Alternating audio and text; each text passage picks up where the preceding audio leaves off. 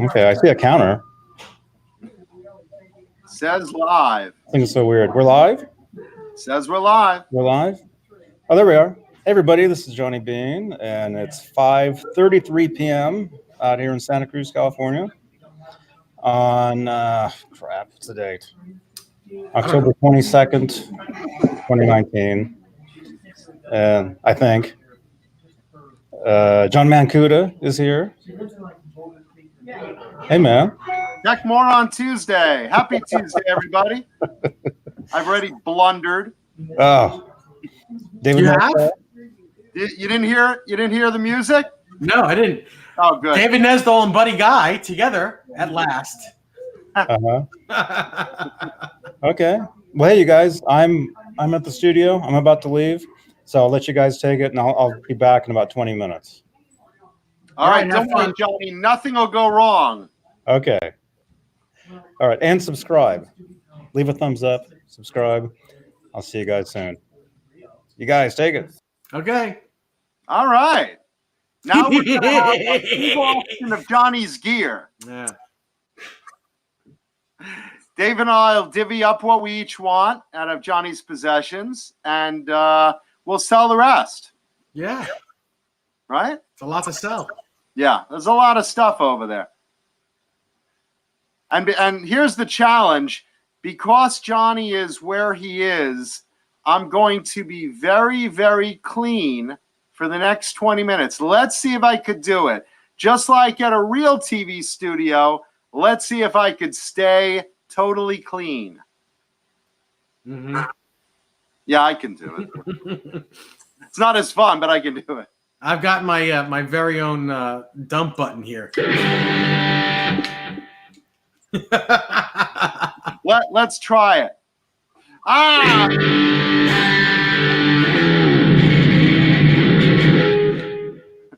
Let's try one more. Mother.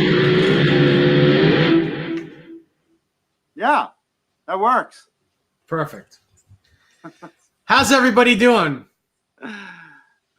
How are you doing, guys John? doing in the chat? Yeah. What's going on? Well, we're sorry we're running late today, with Johnny in the studio and us having various things, but we are here. We're here for you. We're going to talk about guitars. We're going to talk about 80s metal. We're going to talk about casual stuff, whatever you guys want to talk about. Right, Dave? Yep. Absolutely. And Dave's got his buddy guy Strat. How you feeling today, brother? Pretty good, actually. Can't complain. You look good. Thank you. Oh, bright-eyed, bushy-tailed. Yeah, it's a good day here at Nesdall Land. I could just see that, like, as I approach your house, the shine of neon lights over the horizon, kind of like when you're in the desert driving to Vegas. Mm-hmm. You just finally see a big banner of lights, Nesdall Land. Absolutely. It's kind of like approaching Las Vegas. Well, this house is kind of like approaching Las Vegas. What goes on here stays here. It's a party every day. Yes. And no one walks out with any money. There's Nope. no clocks. There's no windows. That's right. House wins it all the time. Let's see. Who's in the chat tonight? Let's take a scroll down. We got a lot of gangsters here. Let's see. I'll start right in the middle because I can't scroll down for like a half hour worth of people waiting.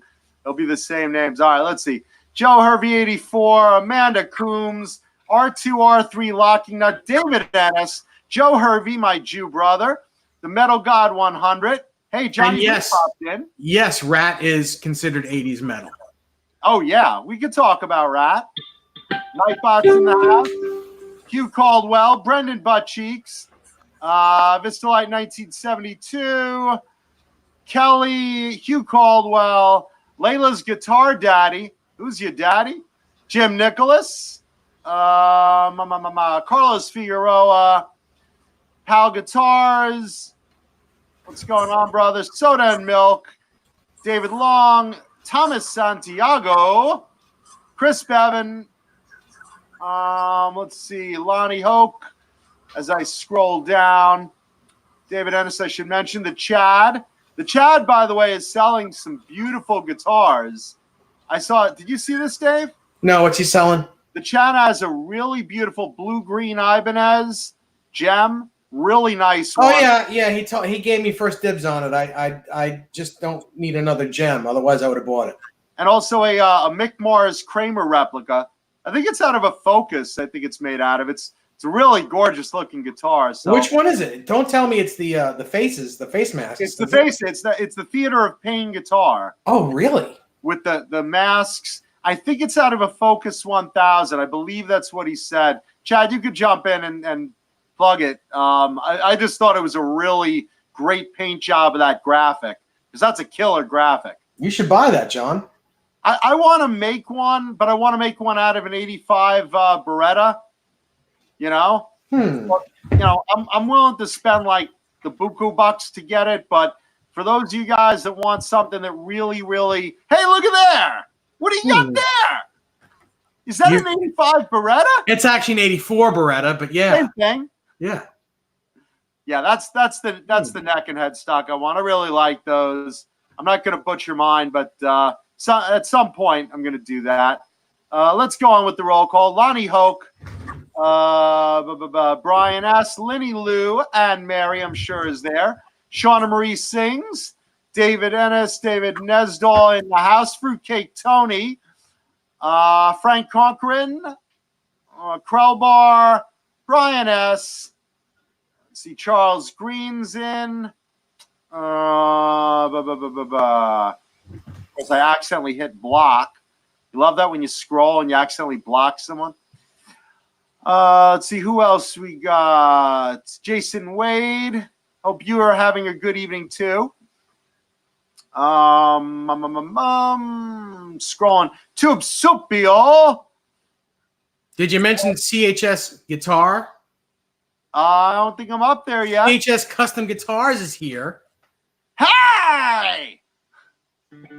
We like the Van Halen Sean. Michael David Long, Gary Thonder, Matt Duffy came in. CHS Custom Guitars, there he is. Guitar Wannabe. Everyone's jumping in. Buzz Gravely. Let's see who else just entered. Can't keep up with it. Let's see. Jasco Plumbing Supply for all your plumbing needs. Toilet stuffed, eat more fiber, eat less meatloaf, and call Jasco Plumbing Supply. Mr. Awesome. C5150. Who else is in the room? Let's see. Lonnie Hoke, if I didn't mention you. Alley Cat's in. Jimmy Carr. Riley Morgan's in. Hugh Caldwell, I might have mentioned already. And the rest. And the gang. The rest of the gang. How y'all doing? All right. Yeah, man. So let's see. So I just came from Sam Ash. And what'd you buy? I literally just came from Sam Ash. And I picked up, I have a luthier out here that I really like. And he's based in that Sam Ash in Hollywood. Shout out to Sal. You're terrific. And I gave him a bunch of guitars. And, you get them back. And, he says, hey, if you want anything tweaked, let me know. How do they play? So, you start playing them. But there's always someone in any guitar store, Sam Ash, Guitar Center, pick your favorite guitar store. There's always someone behind you with another amp cranking along, and then another guy comes in, plays another amp, trying to outdo that guy, and you're just trying to hear, did he get that right? Did that sound right? Is that buzzing? But it's like the war of the roses there. Everyone's trying to up their volume, and then my guy comes over and he's like, John, fuck them, play that, crank that. And then that goes up, and then they're raising their volume. Pretty soon, it's like one of those moments in Star Trek where they're playing a sonic torture device, and it's like, ah, Spock! You know? I'm just trying to hear if it's buzzing. Yeah, you're buzzing all right. Yeah, I'm buzzing all right. Thanks to Bang Energy Drink, our sponsor. I did play a couple of guitars, not mine though. I did play the Van Halen Strat, the new Van Halen Strat. And have you played that yet, Dave? Haven't seen one yet. Okay, they have one over in it's kind of like a reddish orange. The 5150 series guitar. Yeah, 2 humbuckers with the hockey stick. that's the one. Mm-hmm. Made in Mexico. Price point, I think it was $8.99, something like that. Good guitar. Huh? Good guitar. Here's the thing. I think it's worth the price point. I do. It's solid. It doesn't have that feel that I like personally, but I could see it's a decent instrument for that price point. You know, I mean, it's made in Mexico, and again, you know, today's guitars made in Mexico to me aren't the same as when BC Rich made them with Mexican luthiers, you know, back in the 70s and 80s. You know, it's a little cost saver, not really like, you know, as good luthiers and blah, blah, blah. But I think for that price point, it's a solid guitar. The neck's kind of nice, a little wide. I'm not sure exactly what the nut is. R3. What is it? R3. All right, that's why, because I like an R2. Mm-hmm. And you know, it felt a little wide for my hand, but it felt pretty solid. Tone was okay. You know, again, I'm kind of finicky about certain vintage pickups. I like a Duncan Distortion. I like a Duncan JB. I like the Dimarzio Super and Super 2 Distortion. I like an X2N. You know, I like a PAF Pro in some things. Or Jackson J50 in some things. I'm kind of weird about that stuff, but I think for the money, it's a pretty decent guitar. Check it out, be your own judge, but it looks nice. It looks really nice in person. It feels pretty solid. You know, and that was my thought. But right after it, I made the mistake of picking up, they have a vintage gem in the, I say vintage, not brand new, but not like 80s. It's probably like early 2000s. It's one of the mirror gems. Yeah, sure. That's what, 2005? I think it's a Gem 7 BRB. And what year is that usually? Early 2000s, right? Yeah. I think it's like 2004, 2005, around there. Okay, made in Japan. And again, different price point. This one was marked used at $17.99. Which not a bad price. Usually they're about 2022, 23, something like that. But I made the mistake of picking that up, and I started playing that right after the Halen, and I was like, Jesus Christ, there's no comparison. Mm-hmm. I mean, totally, it's such a difference in quality, but like I said, we're talking a different price point. Right. Yeah. You know, those, I owned one of those before. And the funny thing is, I bought one just to take it apart and use the neck for a marbleized, you know, like a dipped gem project that I had at the time. Sure. Because I wanted a gem neck, and that was the gem that they were offering at the time that that didn't have a white vine on it. Because it was, you know, I think I had the guitar I was using it for was a DNA swirled body, gem body. Nice. So it made sense to have that neck instead of a white gem neck. Sure. But because it had a black headstock. And then I gave the body away to one of my good friends who was my boss at the time. Man, I want to be your friend. When I had money like that, I would give parts away like crazy. Whatever I wasn't using, I'd just give away. Sure, we all do. But yeah, and yeah, it was a great guitar when it was together. But the neck on that swirled gem body that I had it was just as good. It was so it worked out. But yeah, it was cool. Yeah. The bad thing about that mirror body is every fingerprint, every dust particle, every piece of dirt that you can imagine to get on that guitar will get on that guitar, and you will see every little scratch. I mean, it is not easy to keep clean. It's impossible to keep clean. Even when I played with it in the store, it started out on the on the rack, all polished and perfect, probably, sitting with Windex and the manager's squeegeeing it and whatever. But you know what? As soon as I got done with it, it was like touching a DeLorean. There's the oil from your fingers, every fingerprint, dust, hair, probably one of my pubes was on there.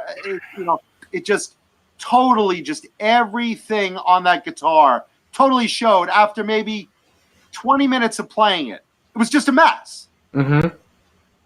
Yeah. But it's a great playing guitar. If anyone's near Hollywood, Sam Ash, and you want to give it a go, try it, man. I mean, they love you over there to play guitars off the rack and have a little fun in there. They're great guys over there. Just don't do it when I'm picking up the stuff for my luthier, so I can hear myself. Awesome. One last thing about the mirror gem. If any of you have seen Steve Vai's personal one that he uses on the road, it looks like the crackle finish on what's his name from Kiss? Paul Stanley. Paul Stanley. It looks like Paul Stanley's guitar because it's so beat up and broken. The glass is, I mean, it's not glass, of course. It's plastic, really. It's plexi. It's plexi, but it's so broken up and beat up that it looks like broken glass all over the guitar. It actually looks cooler that way. Yeah, for sure. Well, Paul Stanley's been doing that to his PS10s forever. Yeah. Yeah, it's a cool look. Oh, it's a great look. But yeah, that, just comparatively, I felt bad. Like after I played the Van Halen, I was like, oh, this is okay, for the price point. I mean, not my personal jam, but it looks really nice. It feels solid. I'm going to talk about it on the show. And then, once I felt that gem, I was like, damn, this is embarrassing. Yeah, that's so funny. Yeah, great guitars, though.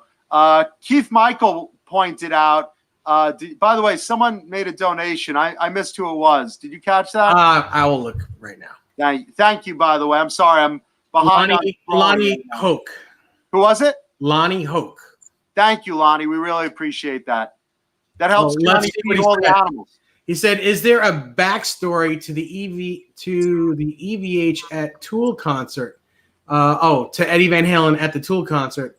Little strange to me, almost like it was planned. Is it only me?" I was going to point out what Keith Mitchell just commented. Same thing. There's a photo of Eddie from last night's Tool show in LA. One of the Van Halen sites posted it. And then there's another photo that I actually saw with Eddie at the Lamborghini dealership a day ago.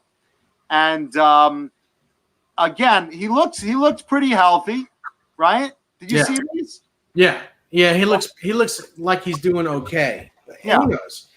Like I said, everything, I mean, we've all said it. Everything that's been said up to now has been rumors. And whatever he's doing with whatever cancer he may have, looks like it's being handled. Looks like it's being handled properly, and he looks good. So we can only wish him the best. Well, again, I mean, he has throat cancer. I mean, that's what it is. But it seems that he's looking good. He's obviously taking care of himself, as much as he can, going through that. And he looks good. He looks good. And obviously, like you said, we wish him well. Also, it was announced the other day we're going to say prayers and positive thoughts for we're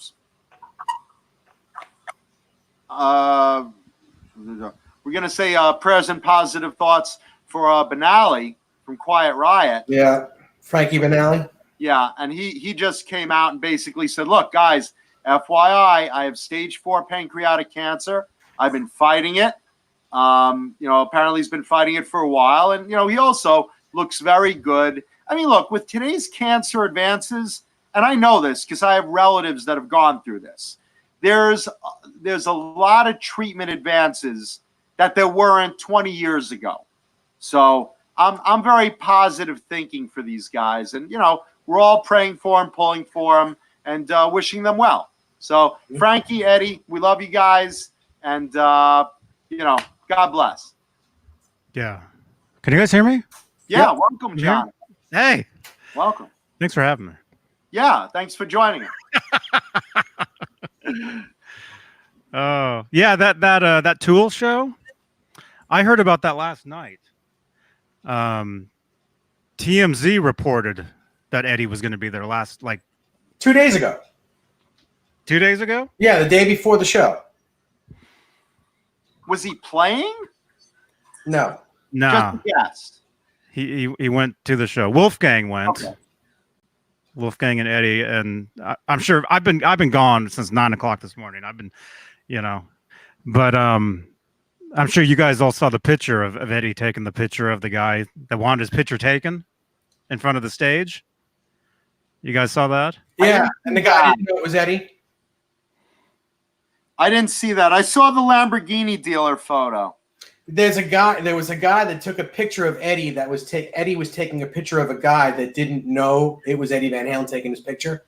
A guy walked up to Eddie and said, "Hey, can you please take a picture of me in front of the stage?" And he handed Eddie his camera. And then Wolfgang took the picture of Eddie taking the picture of this guy. Nice. And of course, that guy obviously is a huge rock fan, and obviously now he knows who took his picture, Nice. So that's pretty cool. That's pretty cool. That's very fun. Yeah, we'll show it. Let me find it. That's cool. Let's see. Yeah, there's something. I guess Eddie was at the Lamborghini dealership in Beverly Hills recently, and because hey, why not, right? And I guess one of the sales girls or sales women, interacted with him. Was all excited, just gushing, taking photos with him, just so happy to see him. And who could blame him? I mean, who could blame her? Yeah, no, that's what I'm saying. Who could blame her is what I meant. Mm-hmm. Here's that picture, by the way. Let's see. Is this me? There we go. That's you. There we go. Wolfgang Van Halen posted this to his Instagram 5 hours ago. Right there. So that's fun. So it's a picture of Eddie taking a picture of the guy in front of the stage. It looks like probably. That's funny. Probably after the show. It's like, God, you better learn your musicians. And then there's the little quote right there from Wolfgang. A guy asked my dad if he could take a picture of him with the stage behind him, having no idea who he just asked. And that was my favorite moment from the Tool show last night. That's awesome. That's awesome. That's great. And then he's like, okay.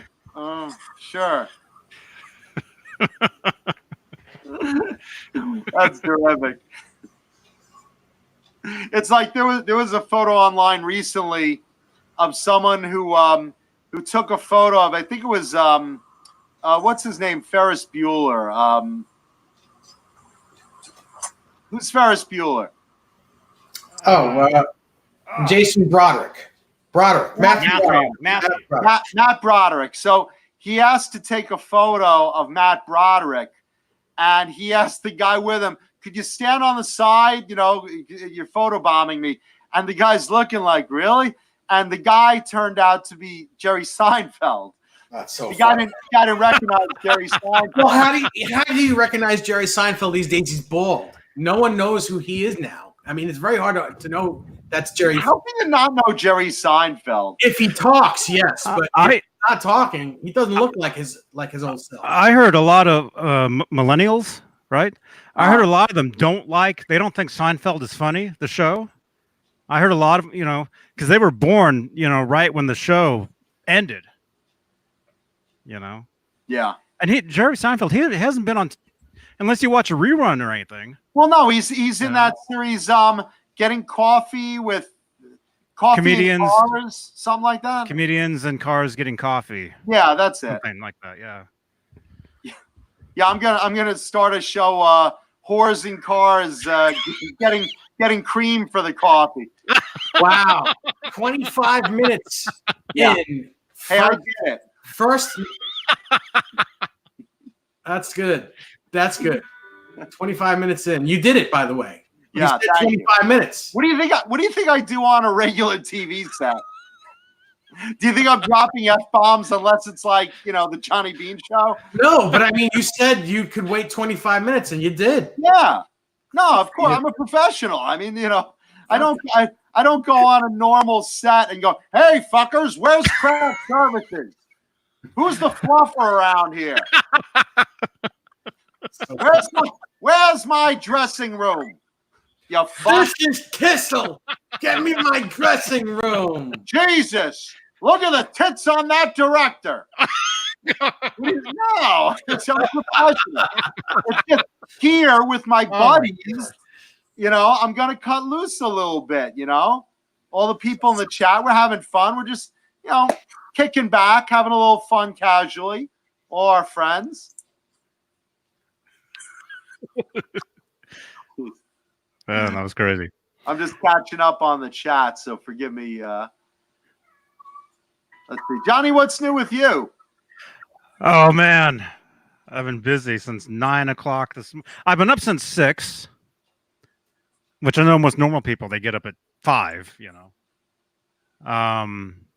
I don't know. I went to bed around midnight, which to me is very early.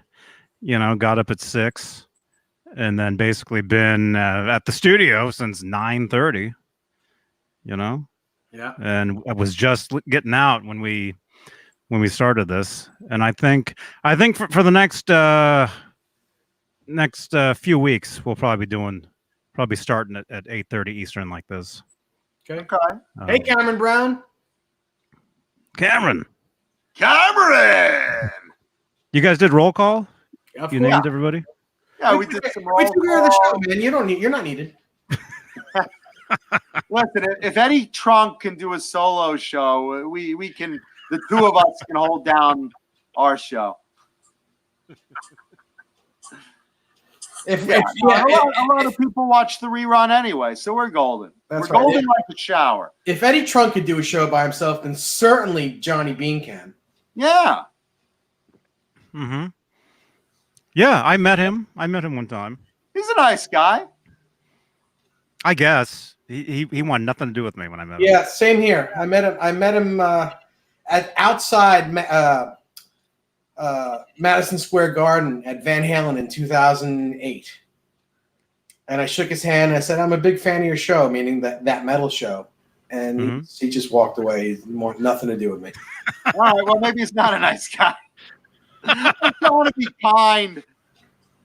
When I met him, it was at the NAMM show, and he was interviewing Richie Kotzen because Richie just had like a brand new Telecaster, I guess. And so I walked up and chatted with him for a second. I'd met him at Jason Becker's house like several years, back. Actually, there's a video. I filmed a video of Richie singing to Jason, which is on the channel here. Some of you guys have probably seen it over at Jason's house.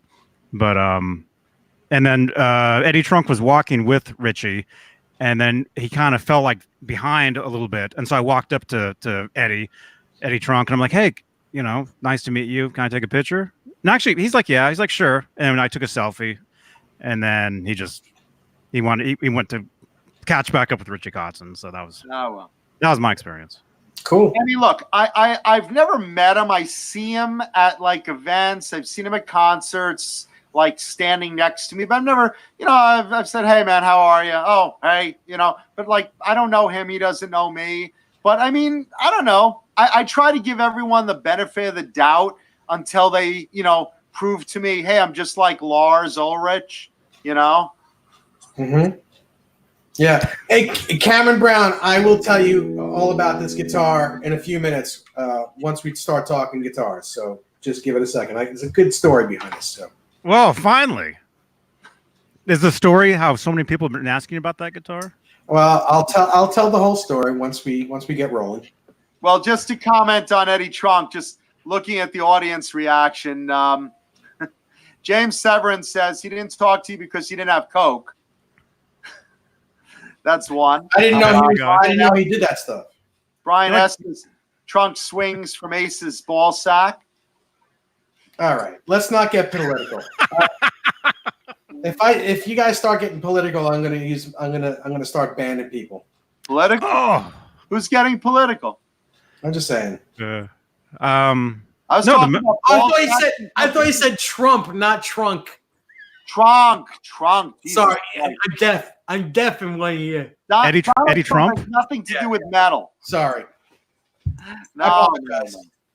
We're non-political here. It's Eddie Trunk we're on. Yeah, not Eddie Trump. No. Eddie Trump. Yeah. The metal show. That was a great show. I love that metal show. I used to watch that at like midnight. Yeah. You know? I watched the reruns. It was a great show. Look, like I said, I don't know Eddie personally. I enjoy his content. Look, the guy holds down a bunch of shows. He's knowledgeable. Maybe I'm off on him being a nice guy. I give him the benefit of the doubt until, someone, puts his dick in my ear. Mm-hmm.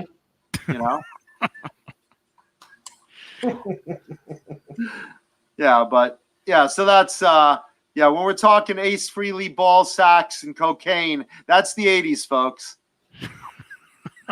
Welcome to the show. Oh my gosh. Yeah.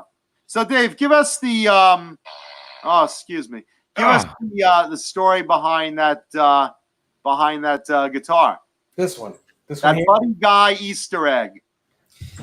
So this guitar started its life. That's enough. No. I was gonna say, what's your name, Johnny Beane? No, then I'll go.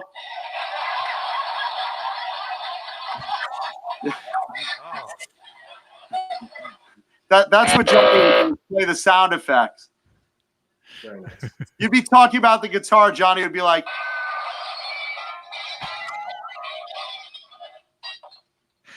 it's like, hey, Dave, bend over and pick up that guitar pick.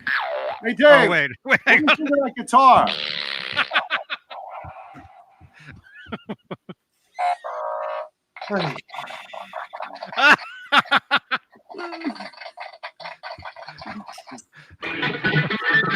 Go ahead, Dave. Give us the run of that. Okay. Give us the run. What's the story? This guitar here started its life as my first Rasta guitar paint job that I did, but I didn't like it because the green was too light colored. The body is an older body, and it's a K&E body. The neck is a Musicraft 22 fret Frankie neck that they make. Pickup is a Gibson Burstbucker 1, and that's just because I had it laying around the house. It's a very it was on the floor. It's underwound. It's not a very overwound pickup. Just an original Floyd. Now the reason why I did the polka dot job is because I have a buddy that I used to hang out with back in the late 80s and early 90s, and he had a Charvel that looked exactly like this. It was like a 1980 Charvel with an original Floyd on it, and he put an EMG pickup in it, and it was black with the white polka dots. And I always loved that guitar. I mean, it was one of my favorite guitars to look at. It was a great playing guitar. Of course, one of those old San Dimas, pre-pro Charvels, Strat head Charvels, 21 frets, blah, blah, blah. And I could never find one. So I ended up making one. I looked at his Facebook page, found old pictures of his guitar, and copied the polka dots. And that's basically it. That's what I did, and here it is. I didn't bother to put a Charvel decal on it because, of course, it's not a real Charvel, and it's got a slightly larger headstock than a Charvel does anyway. And instead of, listening to all the, Charvel pros out there, that's not a Charvel, that doesn't look right, blah, blah, blah. I just didn't put a Charvel decal on it. So here's the guitar. Sounds great, plays great. And it's been fun to play for the past couple days. I think it's a cool looking axe, man. I like the polka dots. Yeah. Jim Nicholas asks if there's finish on his neck. No, it's I guess an oil finish, like the Music Man Van Halen's. There's no finish other than oil on here. Or my cock. Your cock is on here? No, my cock is just nothing but oil. Oh. And your hand.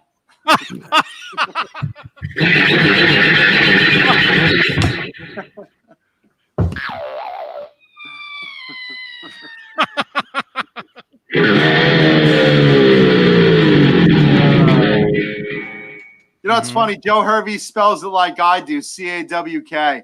It's just funnier that way. Brian S. doesn't seem to like this guitar. It's cool. You don't have to have it. Crowbar, I don't just have a bird's eye cock. I'm hung like a bird. That's why I call it a pecker. Lord. John, you want to tuck in my chickens? You can't even see their stuff. You know? Yeah. They're all buried in there. Johnny's looking through feathers. You just hear the hen house. Feathers flying out the door.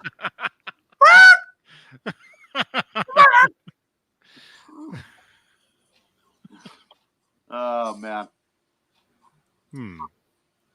So I guess that's not a real Buddy Guy Strat then? No. It's very Buddy Guy-ish. I call it Buddy. Hey, Buddy.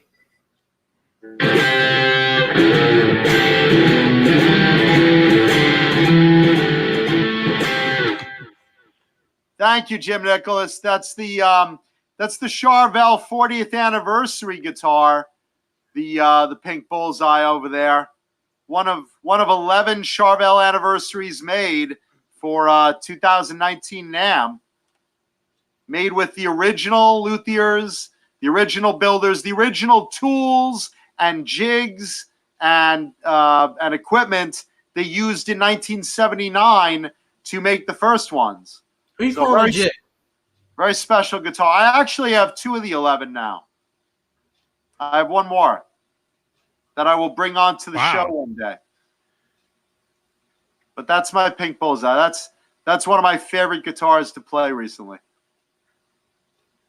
Nice. Jay just came on in the chat and he says, the second I turn on the show, we get to hear about John's cock.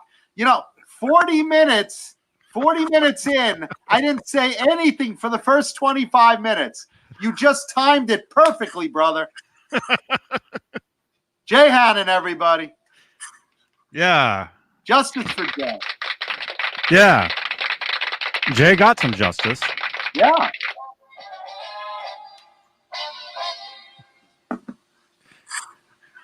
Yeah, we love Kiesel guitar. Oh, boy.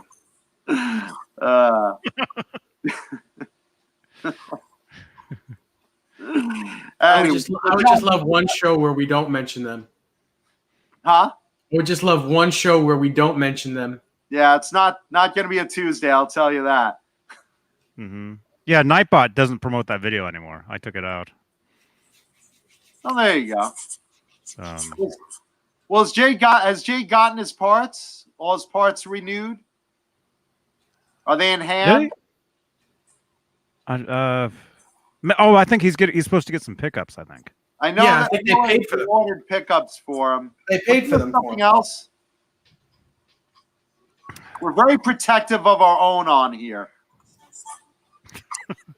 If Jay is even out a stamp, I want Jeff Kiesel to pay it. Yeah. So, just saying. So, Johnny, you missed it. I was talking about. I went to Sam Ash earlier today and played the Van Halen, the 5150 series. Oh, the new one. Yeah, have you played it yet? I've played the one that's striped, of course. Okay. I have not played any of the solid colors yet. I'm really looking forward to trying one of those. Okay. I wanted to hear your thoughts on it comparative to mine. I'll be playing it in January. Definitely. Yeah, well, What? we'll all be hanging at NAMM again. Hanging around that booth? What color did you play? What? That beautiful orangish red. Okay. It's almost like a bright orange almost, but I know it's supposed to be red. Yeah, I think there's a certain name. I think there's a name for it. I forget the name, but I know if you guys are looking at colors, it's kind of like Ibanez used to have that road flare red. They still have that road flare red. Oh yeah. Okay. Similar to that. It's that bright kind of almost like a little glow to it. It's really nice. It's a beautiful color. I love that. I love that color on the Ibanez guitars. Huh? I love that color on the Ibanez guitars. Oh yeah, well, and I love the Ibanez guitars. Yeah, me too. What size nut do you like, Johnny? Insert joke here, but what size nut? Just one? As long as it spreads across my cheek, I'm fine. Oh my gosh. I've always liked the R2. That's what I like. Is that what you mean? That's what I like. Yeah, this is an R3. The Van Halen's an R3.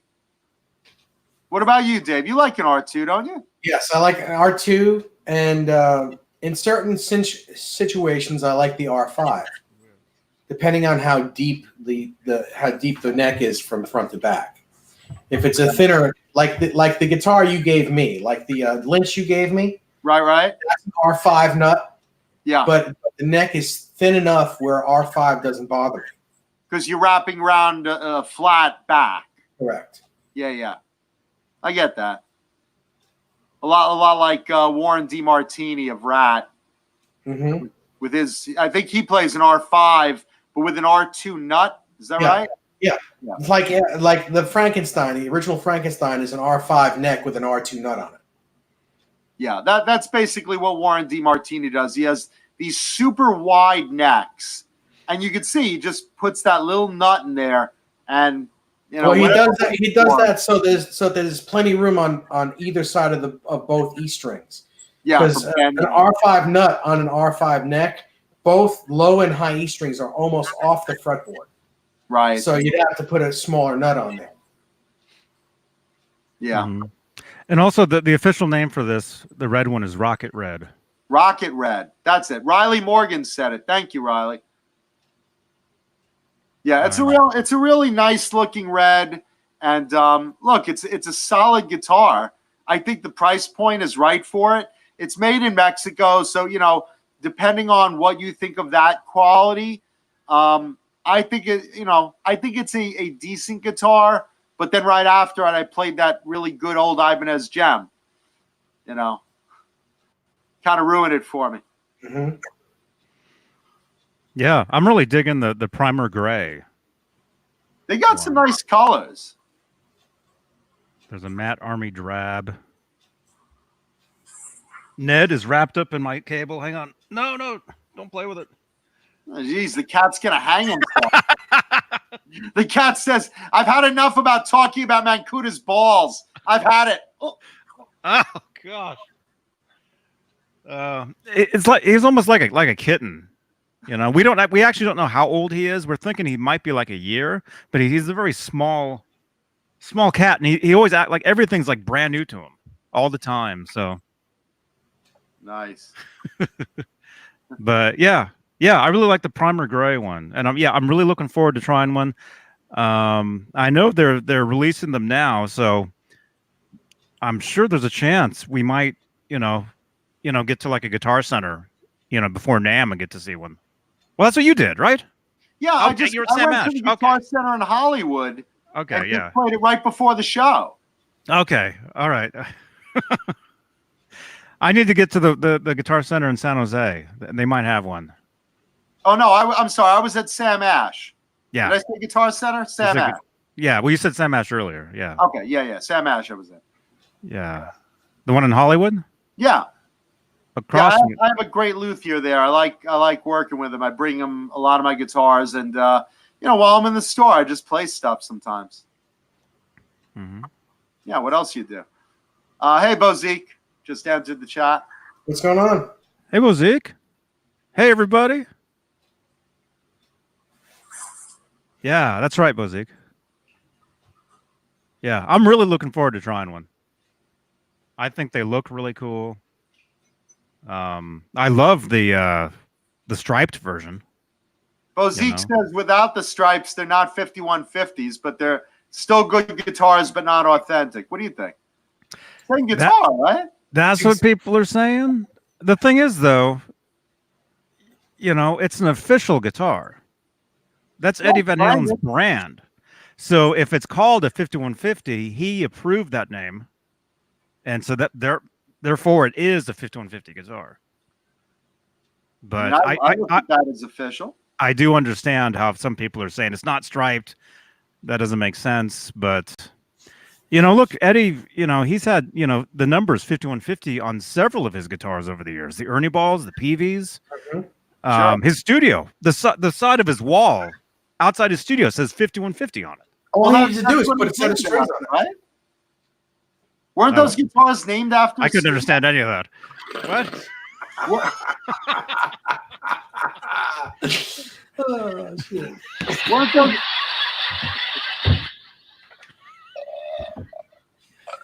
What a time. Weren't those guitars named after a studio though? No. I thought the studio came first.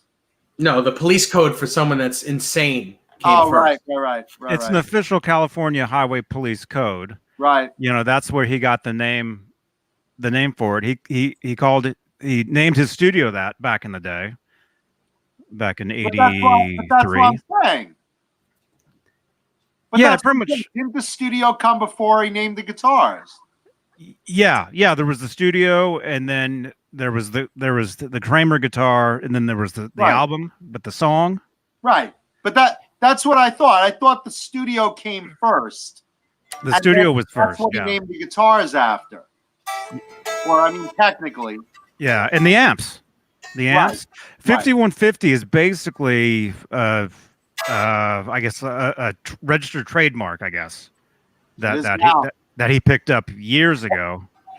Every cop's got to pay a nickel now. Well, he's used other names as well. There was the Kramer 918V guitar. And that's another police code. What's that one? It's basically it's the same thing as the 5150, but the V stands for violent or violence. Oh, so it stands for dispute with the singer. So The V stands for vocalist. oh, you have one of those? Oh, wow. Look at that. There you go. That's your new one. Yeah. Yes. It says 918V down there. Yeah, And Brian asks, we're not doing show and tell yet. It's too early. We just started a half hour late today. Yeah. Cool guitar. Yeah, we're gonna call Tech more on Tuesdays, 5150 Tuesday. 918V. 918V Tuesdays. Oh, you ate one Tuesdays. That's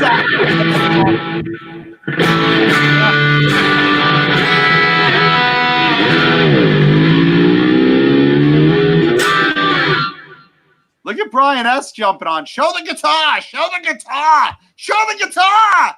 Here's one. Showing it now. Showing it now. Woo-hoo.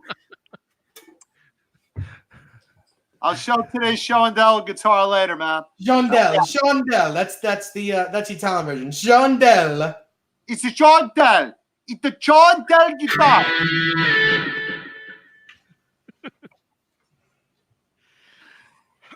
Oh boy. Yeah. Anyway, yeah, I'm really looking forward to trying one of those and hopefully getting one at some point because that's the thing with the like the guitar that Dave's holding. I mean, it's an awesome guitar, but you can't walk into a regular gig and play something like that. You know, I mean, you can, but it's You need something more neutral. well, I mean, I've always kind of looked at it where maybe like a punk band, you know, a punk band that sucks, you know, and I love punk music, you It know, sucks. okay. I would say a punk band that really sucks could get away playing one of those guitars, you know. In that I sense, think the problem is if you're flying the colors of Eddie Van Halen at a show, or George Lynch, if you walk in with a Skull and Bones guitar, you better be ready to back that up. right? That's why I'd walk in with like pink with a unicorn on it. I gotta tell you, there's two ways you can go about that. You better either be able to play exactly like Eddie Van Halen, or play nothing like Or Eddie not at Van all. Halen at all. Uh-huh. Like Well, that if you go and playing that guitar and playing like BB King, that would be just as cool. In my mind. Oh, that would be interesting. That'd be fun. mhm. Yeah, but you know, or these days, you know, there's tribute bands.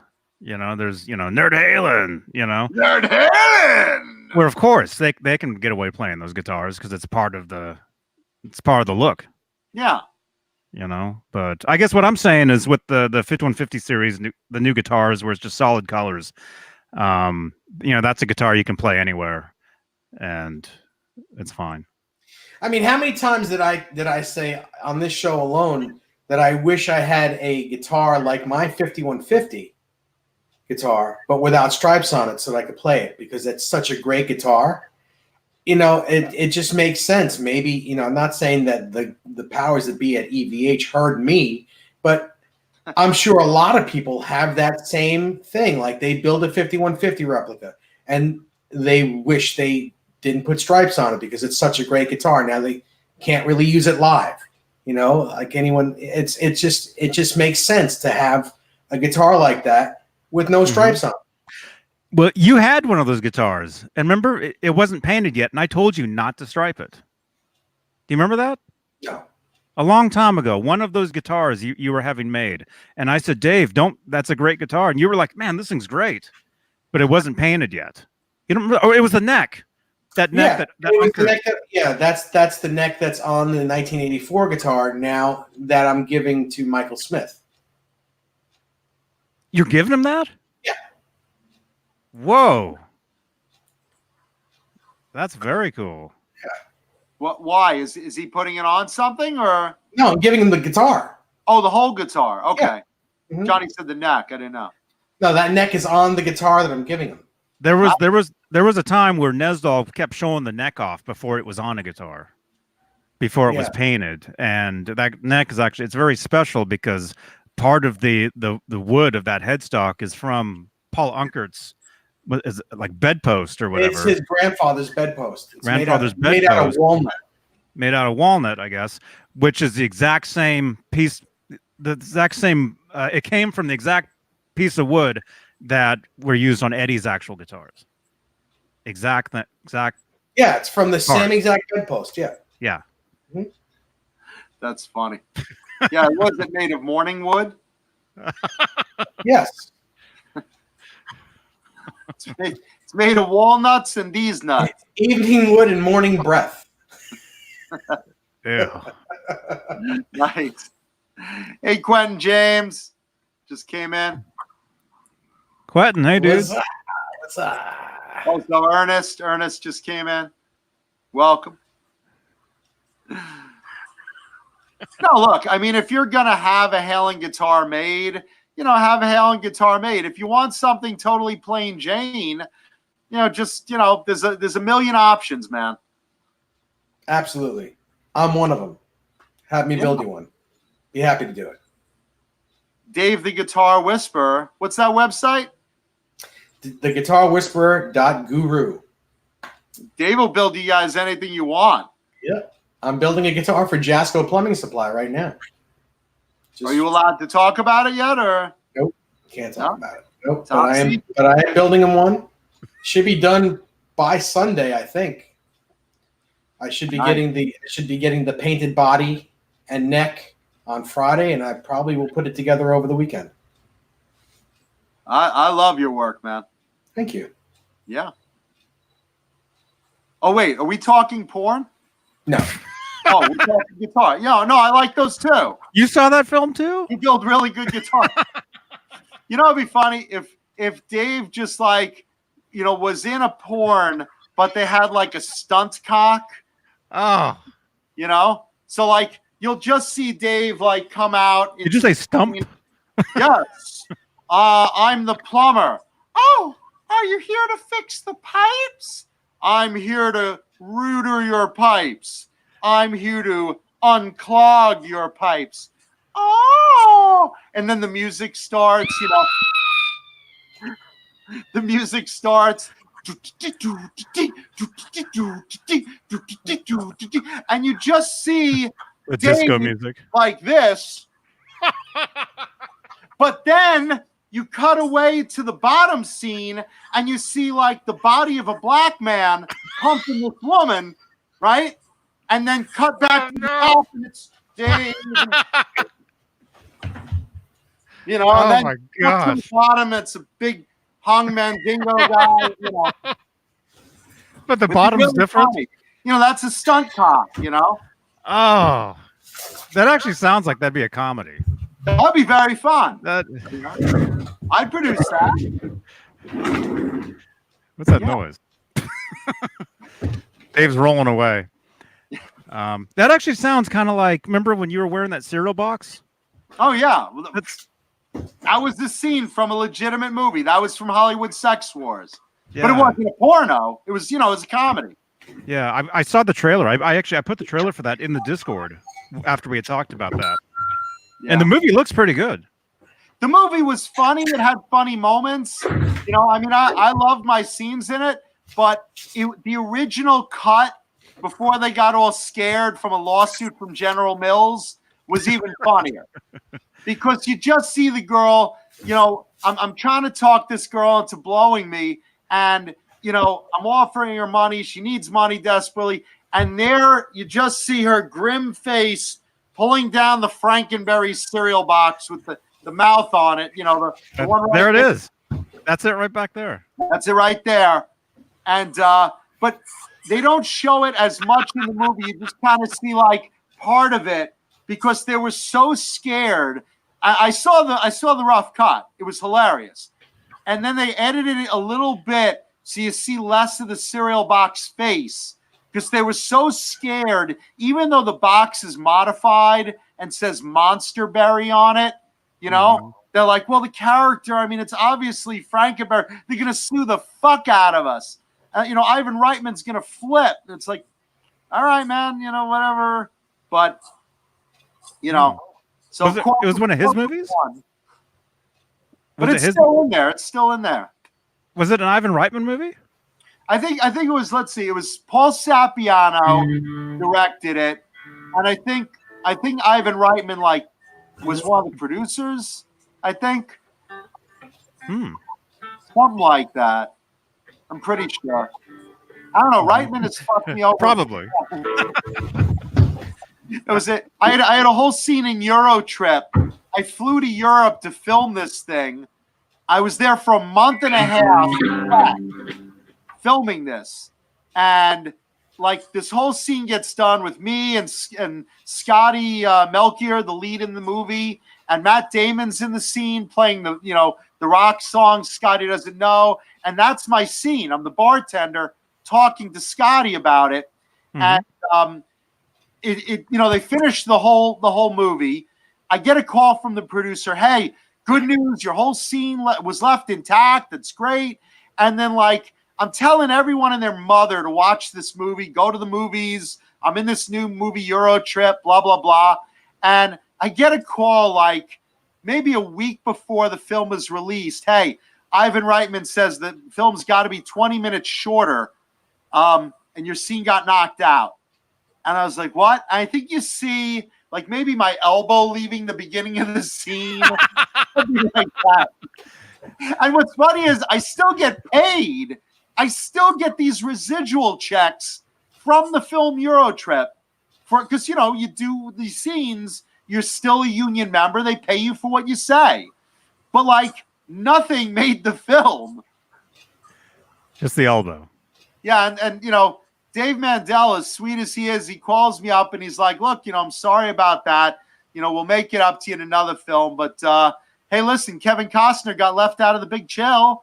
You know, it's like, great. You know, very funny. Give me my checks. And what's really funny is sometimes the checks come and they're like, you know, $200 random money out of the blue. And then there are those times it's like 3 cents. Literally like a check for 3 cents. But they have to send it to you. Mm-hmm. You know?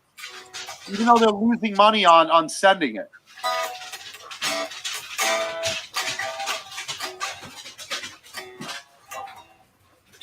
Is that a real Charvel?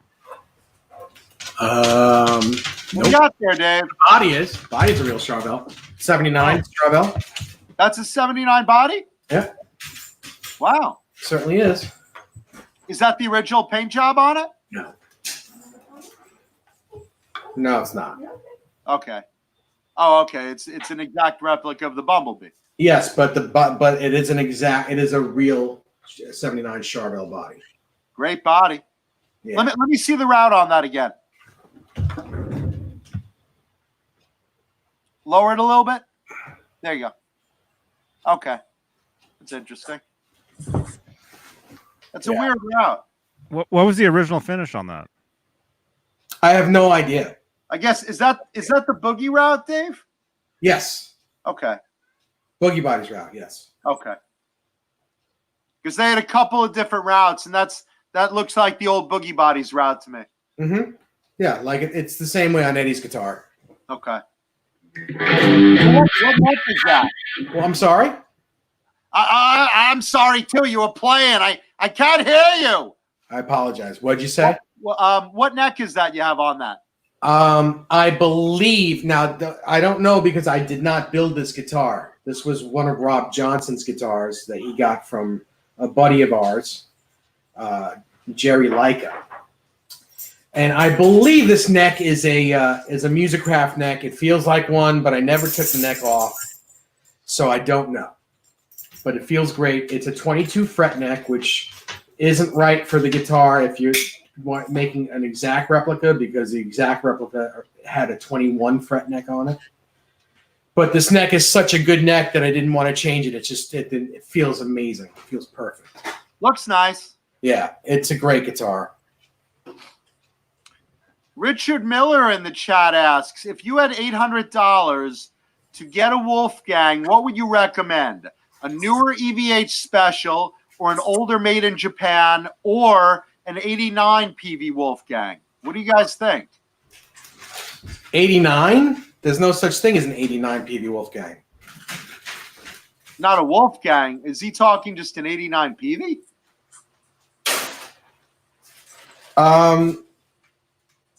I mean, the Wolfgang special, is that the one made in Mexico? yes. Well, they made him in Japan and then they made him in Mexico. What's that orange and black one I played a month ago recently? Orange and black one. There was an orange and black Wolfgang. I thought it was the special. Oh, orange That was a special. with black pinstripe on it with black. Yeah. Yeah, that's a special. That's made in Mexico special. I liked that guitar. I thought that was a well-built guitar. Yeah, it's a nice guitar. But I'd I recommend think that. if you ask me for the amount of money he's looking to spend, I think, like Jay says, I think he's saying 98. 98.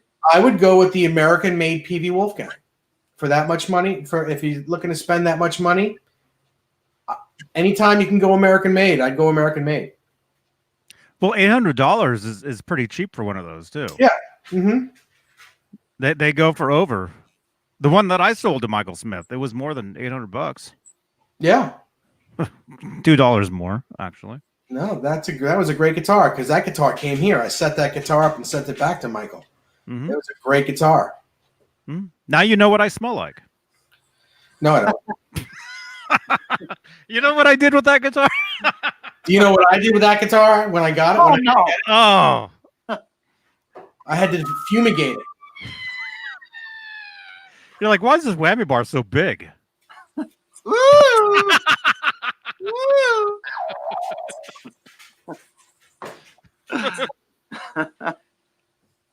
Yeah. Let's see. Someone just asked me a question in the chat. Metal God 100 asks me thoughts on Rob Chapman. Are you talking him as a musician or Chapman Guitars?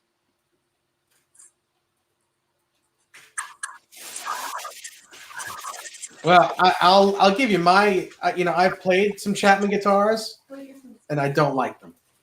I think they're pretty terrible, and I think they're way too much money for what they are. Which one are Chapman's? I played a weird shaped Chapman guitar. I don't know. He's always on the Andertons, guitar show. He works sort of with Andertons, and he's got his own brand of guitars. He's a great guitar player. Don't get me wrong, but his guitar players are not good. Let me see which ones these are. I'm gonna look these up.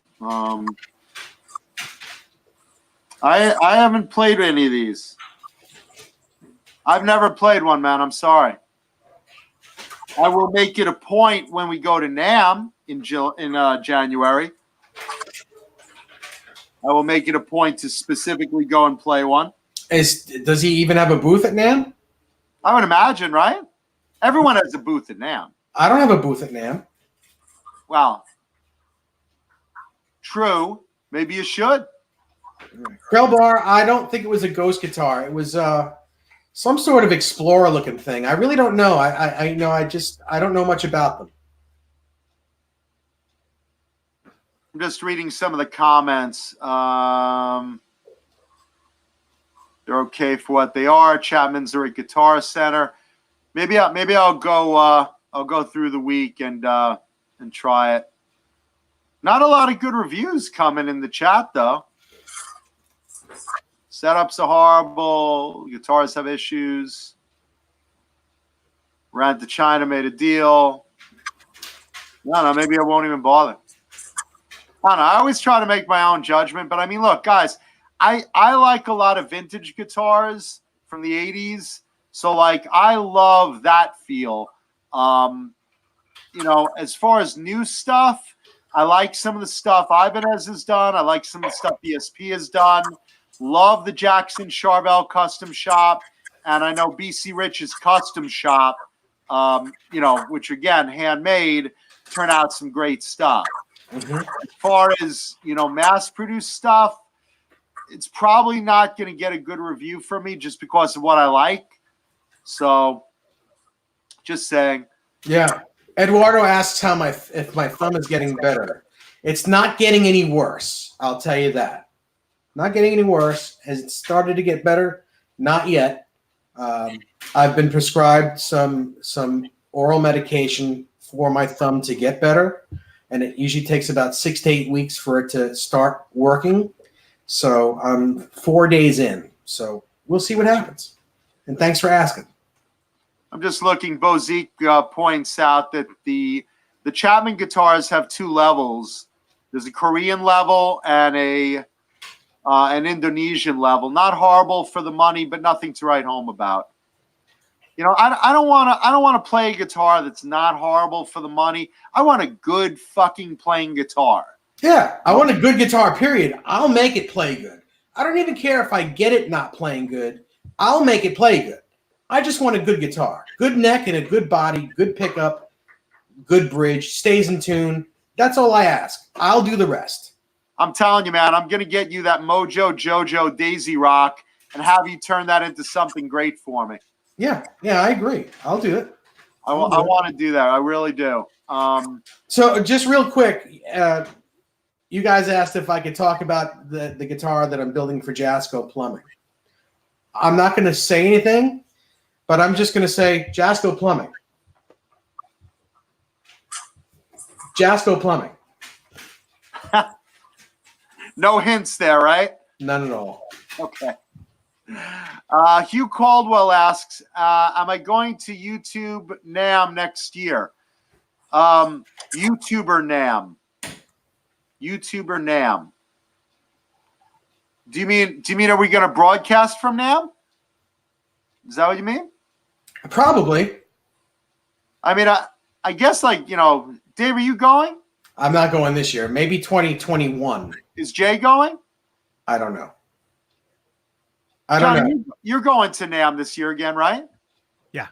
Are we gonna broadcast anything from there? We could. We Sure. should. They're talking about it in the chat. Hey, Tessie Switch. Hey, Desi Switch. Desi Switch. You're always wearing that shirt, Johnny. Whenever you see him, it's like that shirt appears. Did you start wearing that shirt tonight? Was that shirt on you before, or did you just put it on? I've been wearing this shirt since Friday. I never took it off. That's actually body paint. Johnny actually. So funny. I switch it around, so sometimes it looks like I'm wearing just a black shirt. It's always this shirt, though. I've never taken it off, Tessie. No, Johnny turns it inside out and Febrezes it, and that's it. Puts it on. It's good. It's good again. Yeah. Another day. Oh, yeah. It's very soft. Tessie Switch is a friend of the show, a supporter of the show. We like to support those who support us. Mm-hmm. I've met Mr. Switch. I've met him at the NAMM show. Yeah. You know? Yeah. Yeah, so we will probably broadcast something from NAMM. Johnny goes, I'll go. You know, just little things probably. Mm-hmm. Skits. Little tests, maybe. Let's see. Who else do we got? Step Hopal Opal. Welcome. The beautiful Step Hopal Opal. Oh, hey, welcome. What's going on? That's very funny. Steph. It's Steph Opal, not Step. Steph, like Stephanie, right? Yeah. Yeah, she's fun. I've watched a few of her videos. And I'll tell you, she's one great voice. Beautiful work. Mm-hmm. Yeah, welcome. Wiley Morgan wants to know, is Kramer coming back? I have. I saw a prototype of an American Beretta in Charvel blue and orange flames. You know, remember the Charvel Jackson blue flame guitar that they made in the 80s? Hot Rod Flame. Hot Rod Flame. Yeah, I saw a prototype of an American-made '85 Beretta with that graphic on it. Now, is that something they're planning on making? I think they are. Really? I think they are. Yes. Nice. Yeah. Riley Morgan, we may have an interesting report from NAMM. We'll see. I'd love to see them made in America again. They're great. Absolutely. If they're made in America and they're anywhere near as good as the old ones, I'm in. And I'll tell you, I still liked the import Stage Master that they had at NAMM last year. I thought that was still a really good guitar. And it had an R2 nut against the old ones, which had an R1 nut. Are you talking about the Night Swan? I'm sorry, Night Swan, not Stage Master. I'm still waiting to see one. I'm still waiting to see one. You know, as soon as one is available here in New York somewhere, I'm going to look at it.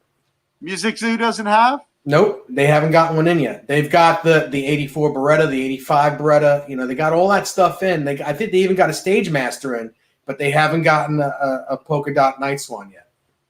Yeah, I thought the quality for the most part was pretty decent on, and again, for an import guitar, I thought it was very good.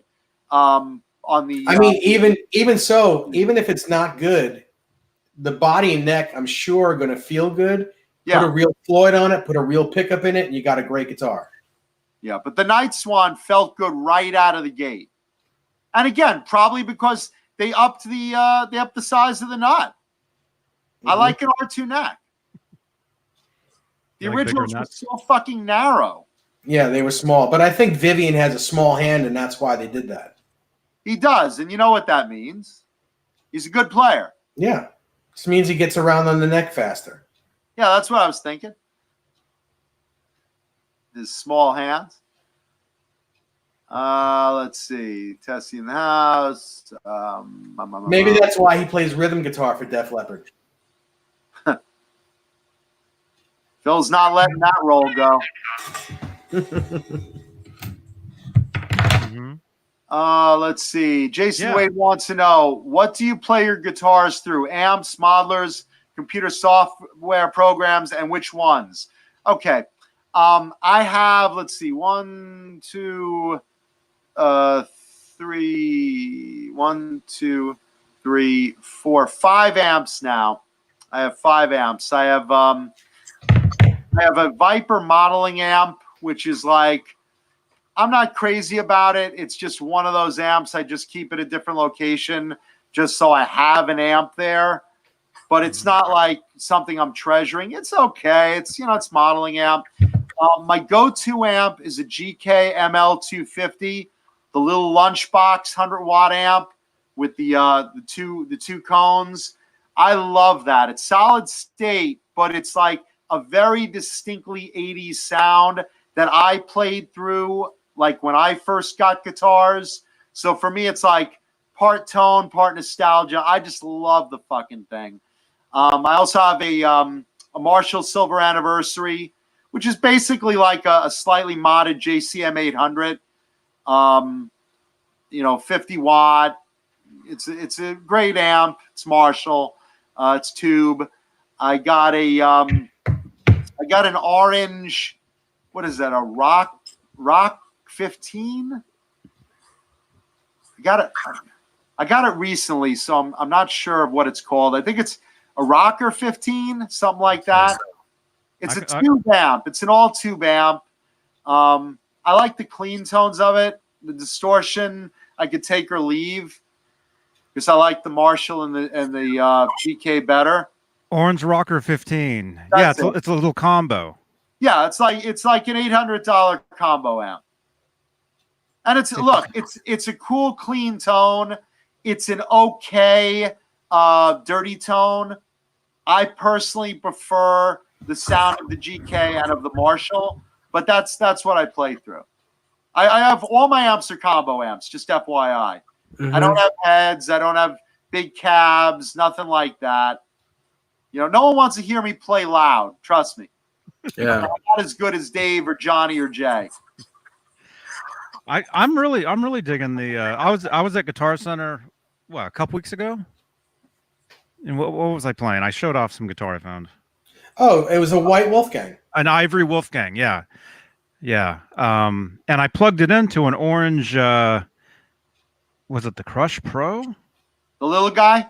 Orange Crush Pro, it might have been. Yeah, it was a little head and cabinet. Pretty small. I mean, not huge, but not tiny either. You guys will see it in the video. There'll be a card right next to that duck next to Dave on playback.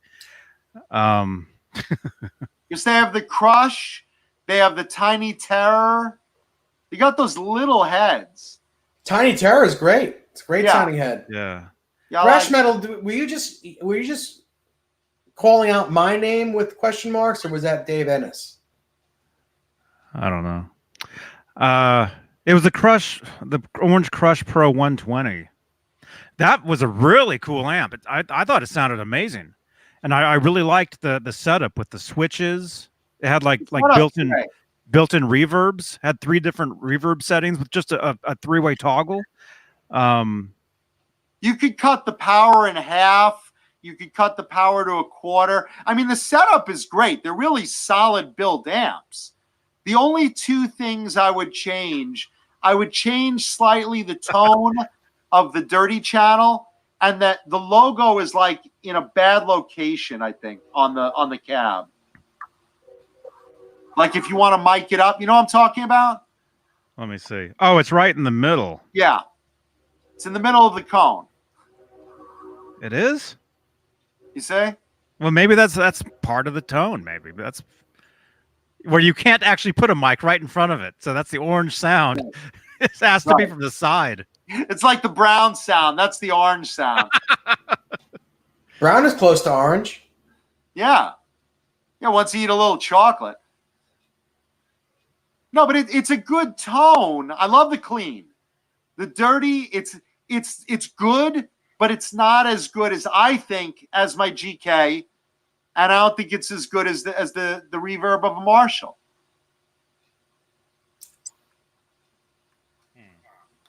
I don't really like Marshall's reverbs when Marshall has reverb in an amp. I don't think it's good at all. I think Fender reverb is much better. You know, it's all 6 of one, half dozen of another, based on your taste. Yes. You know, my favorite tone, as crazy as it sounds, is that GK, and that's solid state. Yeah, I love that amp. I mean, Nuno Betancourt, the whole Pornography record, every solo on that record was a GK250 ML. Paul Stanley loves them. I mean, there's a bunch of guys that like that amp, but like, I don't know. I feel guilty really liking it that much because it is solid state. And I have 2 amps. You feel guilty. I do, because it's like, I always see those little cartoons of Batman slapping Robin, and he's like, my modeling amp sounds just, buy a tube amp. Tessie Switch said he just got an order from Steve Stevens. Ooh, what did he order? Nice. Awesome, man. What did you? Tessie Switch is working at the drive-thru in and out right now. Steve Stevens just drove through. Riley Morgan asks, strawberry shake and Animal style. All done. yeah. Oh, Riley Morgan asks, how long did Eddie Van Halen use a Variac? I believe he used it all the way up to the 84 tour. Maybe, as long as he's used that old Marshall head of his, I'm sure it is how long he used the Variac. So I guess even up to OU812, after that he had no use for it. Nice. Yeah. That's possible. I would imagine as long as he's used that old Marshall head, that's how long he's used it. You mean on the records? No, the question live was how long did he use it? He didn't say how many records or how live. How long did he use the Variac? And I would imagine to get the sound that he wanted out of that Marshall, and he's used it until 88, or actually until 1989 supposedly. He'd use the Variac on that amp to get the sound that he's gotten the whole life of that amp. Mm-hmm. I'm sure there's some interviews out there from the 80s where they talk about his setup and his gear, and I'm sure if he was using that, they would mention that. But weren't they making those other things later on? Those like power break. Yeah, well, that's a form of a Variac. It's the same thing. It's just a different name, but it's a Variac. It's a voltage regulator. Mm-hmm. Nice. Hey, Johnny, how many thumbs up do we have right now? Did I shut the whole window? Oh, wait, there we are. Johnny, are you watching the show? Let me refresh because it's always less. Oh, it's Johnny's got to turn up the volume on his monitor. Here's the story of a man named Brady. Let me turn up my Variac. Hang on. 50. I see 59. 59. And we have 109 in the chat room. I'll tell you what I'm going to do. I see 59 too, right there. I'll tell you what I'm going to do. I'll make a deal with you guys in the live audience right now. If we can reach, I'm going to show my show and tell guitar tonight. If we can reach 100 thumbs up before the show ends, I'll break out a second one. Is that fair? Sound cool? I think it's cool. Weren't we doing that 24-hour marathon tonight? Was that tonight? Hey, I'm game. You're gay? What? Hey, nothing's wrong with that. I'm a big gay supporter. All right. I'm an athletic supporter. God damn it, where's that sound box?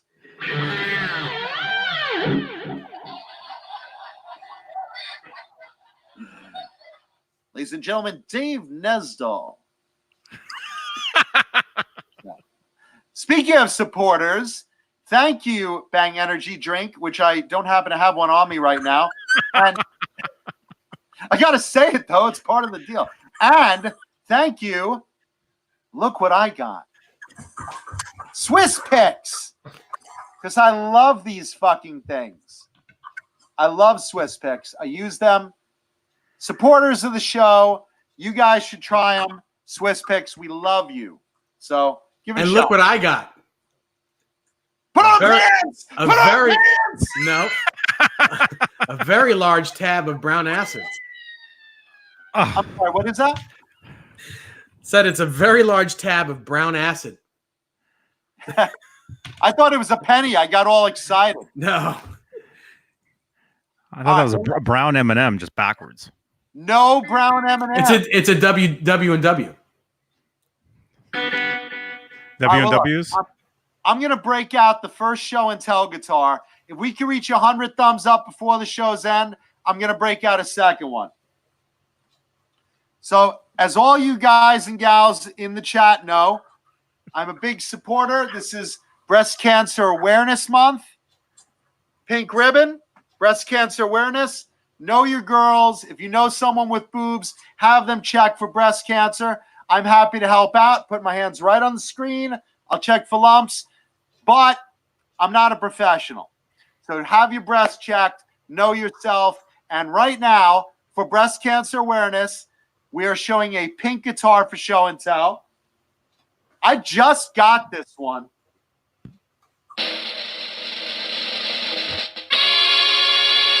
An air guitar. Yeah. No, I just got this one.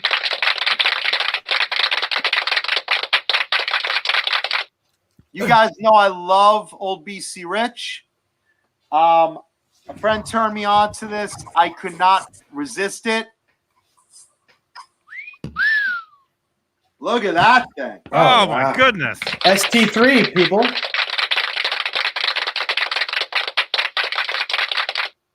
For those of you guys that don't know what this is a BC Rich ST3. This was basically their version of a super strat that had a single, and a humbucker. Really, really, really versatile strat against the Gunslinger, which was one hum, one volume. That was it on a maple neck. These guys usually have rosewood necks. As you can see, they have pointed headstocks. These are straight pointed. The Gunslinger, by comparison, had the reverse. Ooh, does that have crown head tuning pegs on it? No. These are regular. These Grovers. They look like crown heads to me. But they're not real. They're not real Gotos. They're crown head. They're crown heads, but they're not real Gotos. They're ping, but they're crown heads. There you go. Yeah, those are good. No, they work good. But look how thick the rosewood is on these fucking things. They would just put slabs of rosewood. This is why the Brazilian rainforest is like nearly extinct. Lower that action How though. thick that rosewood is. But it gives you a great tone. And again, this is you have a Dimarzio Super Distortion as your main bridge. These were, I don't know who made these for them, but these were made specifically for BC Rich, for the ST3 model. And again, you got splitters, you got tone, volume. You have, let's see, I forgot who made this. Was this, they went back and forth between Takeuchi's and, do you see that, Dave? Yeah, it looks like a Goto to me. And Goto. That's who the other brand was. Mm-hmm. And That's this a good one, bridge. again, a lot of the graphics don't extend onto the back. This one does. That looks cool. Wow. And you can't really tell because I guess let's see if I could white balance this thing. I'm blurry. let's see if I can. Are you blurry? And take a script. Yeah, let's see. See if I can white balance this so you can see the color a little better. We just Does saw that the help? ending. John, play an A chord on that. Let's hear how it sounds. Play an A chord. Right now, this thing isn't even set up at all. Well, just play an A chord. Make like you're playing an A chord. God damn it. Why? Why not? Hold on. Let's hear how good it sounds. You don't have to plug it in. Just make it like you're playing an A chord. Hold on. Where'd my I thought- Swiss pick go? Oh my I God! Do you really need a pick? Yes. I thought you said play with your acorn. Play an A chord. Sounds great, doesn't it? Oh. I see what you're doing. Hold on, I'll wail on it.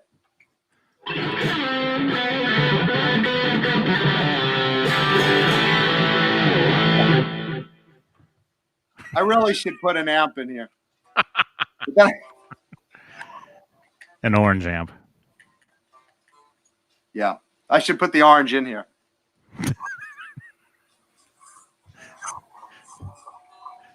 It's a little off.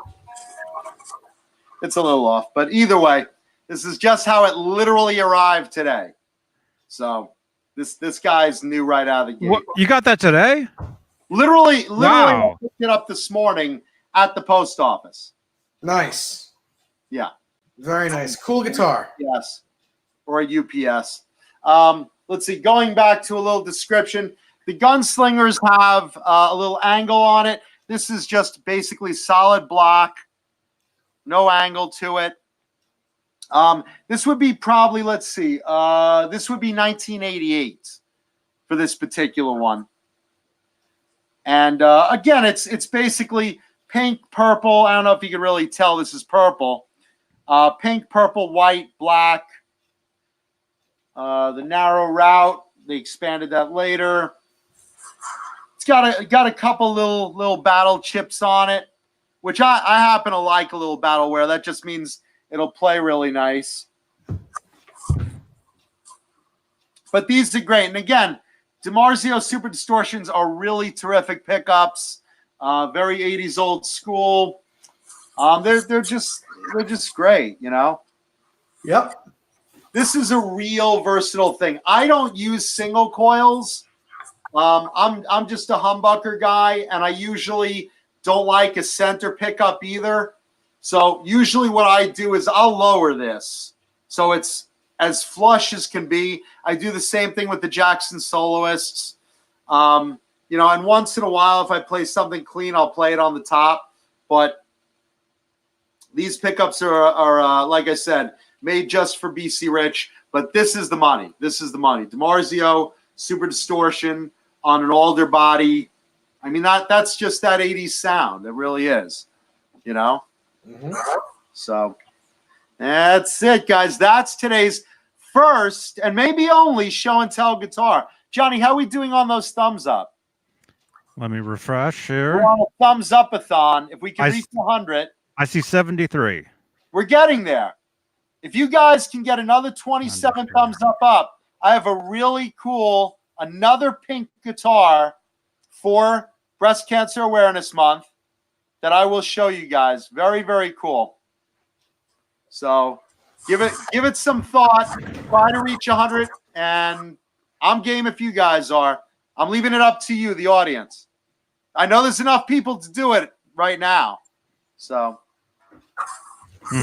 Sounds good to me. Yeah, and that's a really cool guitar, man. That's a cool finish. I was actually going to say that guitar that looks like 1988. That looks like a later 80s. It probably looks like it just shot out of CC DeVille's ass. This is total clown jizz right here. It's like a bukkake at the circus. Oh my gosh. Yeah. So definitely. The action's a little high right now, but Send it here. I'll take care of it. yeah, right?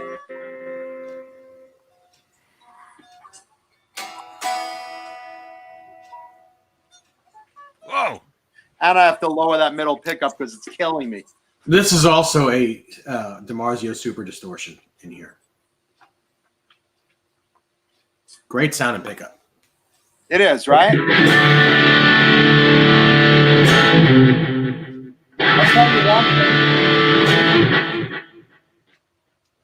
What do you tell? What one thing are you going to tell? Soda says John sucks and Shauna sings. That's interesting. I mean, for money, I guess we both do the same thing, right? Well, if we got to raise money, Shauna and I'll take that show on the road. It's the musical glory hole tour. Oh gosh. Wow. Yeah. Even just trying it out, that middle pickup is just driving me nuts. You know, it's like I just want to get a screwdriver and like leave. You know. Just lower it a second. I know you want to go set up your new guitar and play it for a bit, right? Yeah. Well, I get that way whenever I get something new. I'm like, oh man, I got a show tonight. I'd rather just play this guitar. no, I'd rather be on the show because I play guitar like all day. I'll wake up, I'll noodle around in practice. I'll go to bed, I'll noodle around in practice. But like when you get something new, yeah, you wanna play it. But keep in mind, I can't set up a guitar. I suck as much as I suck at playing is as much as I suck with a free floating trem. So, you know, that's something I'm gonna like leave to someone like you, you know. Mm-hmm.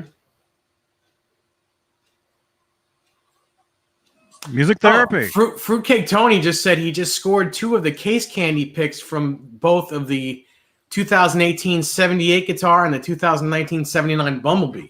That's cool. I'd like to see pictures of that, Tony. Love to see that. Wow, Tony, that's amazing, man. Hey, Music Therapy Laz, thank you. Yeah. Thank you, Music Therapy Lab. Michael Smith is here. Michael. What's happening, Michael Smith? I just spoke to him before the show. We just spoke on the phone for a little while. Mm-hmm. Did you talk about me? No. No, your name never came up.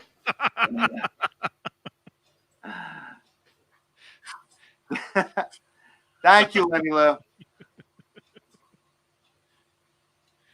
You guys are like Johnny Beane. Ugh. Nah. That smacking beef sound. Isn't that more like this? That's it. That's the sound. Everybody just cover your eyes and Ugh. it's going to be in the Johnny Bean clips. Oh, that's too Close funny. your eyes and imagine just Ned's dog calling out Johnny's name.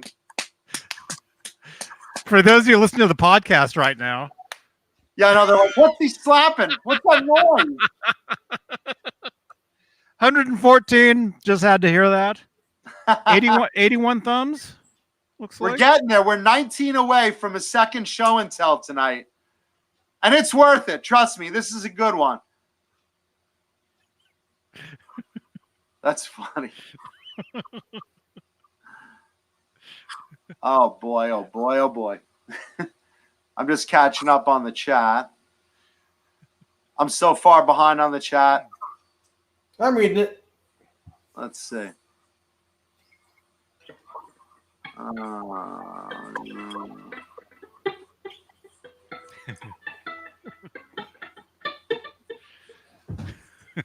Joe Hervey likes the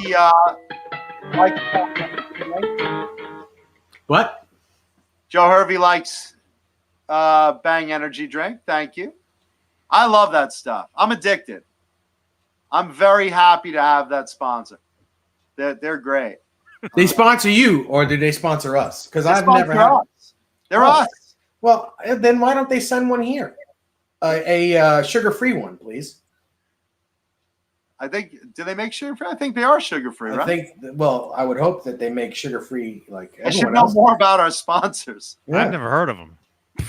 There you go. It's the same thing as like Monster, but different name, correct? No, it's better than Monster. Better than Monster? Better than McDonald's? They're not Better like than McDonald's? not like Four Locos, are they? Monster could suck my Monster. You guys know Four Locos? You ever No. have one of those? No, No. what's that? Those are energy drinks with alcohol as well. Oh, They mix them up, and I heard if you drink too many of those, you're in the hospital. Man. and yes, Tessie Switch. These are basically pickups and coil splits. So that's what the three switches are for. I never use the coil splitters. I just always play the humbucker. Mm-hmm. I like coil splitters. I like all the options myself. You know, I know I had said, I don't know, a couple shows ago or something, That you can't just use one pickup. where like the guitar that Dave is holding, that's a great guitar, and for playing Van Halen stuff, it's perfect. You know, the older stuff, but you know, if you're headed to the studio, if you have a session, you know, you got to have something with 100 pickups on it. You know, because you never know what type of tone. You know, they're gonna like, okay, play that. No, that sounds terrible. Try this. Try. It's always, you know, do this and do that. You know. See, I'm not, good enough to ever record or anything. So, I just play at home. I figure out parts of songs and shit like that. Soda wants to know, is it heavy? No, it's older. The neck is pretty solid though. I'd probably say this is probably like a 7-pound guitar. Not bad. Mm-hmm. That's right in my wheelhouse. 7 pounds. Yeah, it's a nice weight. These things are fucking great. And I'll tell you something. Bang for the buck. These guys are under $1,000 used. These are USA made from the 80s. Under $1,000 used. I think this one was like $600. Dirt fucking cheap. Normally something like with this graphic would probably be about $800. So I kind of stole this one a bit, but even for $800, vintage, USA made with good electronics and a great fucking neck. This is gold. Best bang for the buck in the vintage market that I ever recommend. And they play fantastic. Brought to you by John Mancuta's used guitar lot. How are we on thumbs, Johnny? 82. 18 more, and I will show a very cool vintage guitar for one more show and tell today. Mm-hmm. Yeah, come on, just get him up there so we can do this. And listen, pop your Viagra and get it up. Get it on up. Get up. Get on up. Get up. Get on up. Get up. Like a sex machine. Get on up. Yeah, pop it now because you're gonna want to be up in an hour.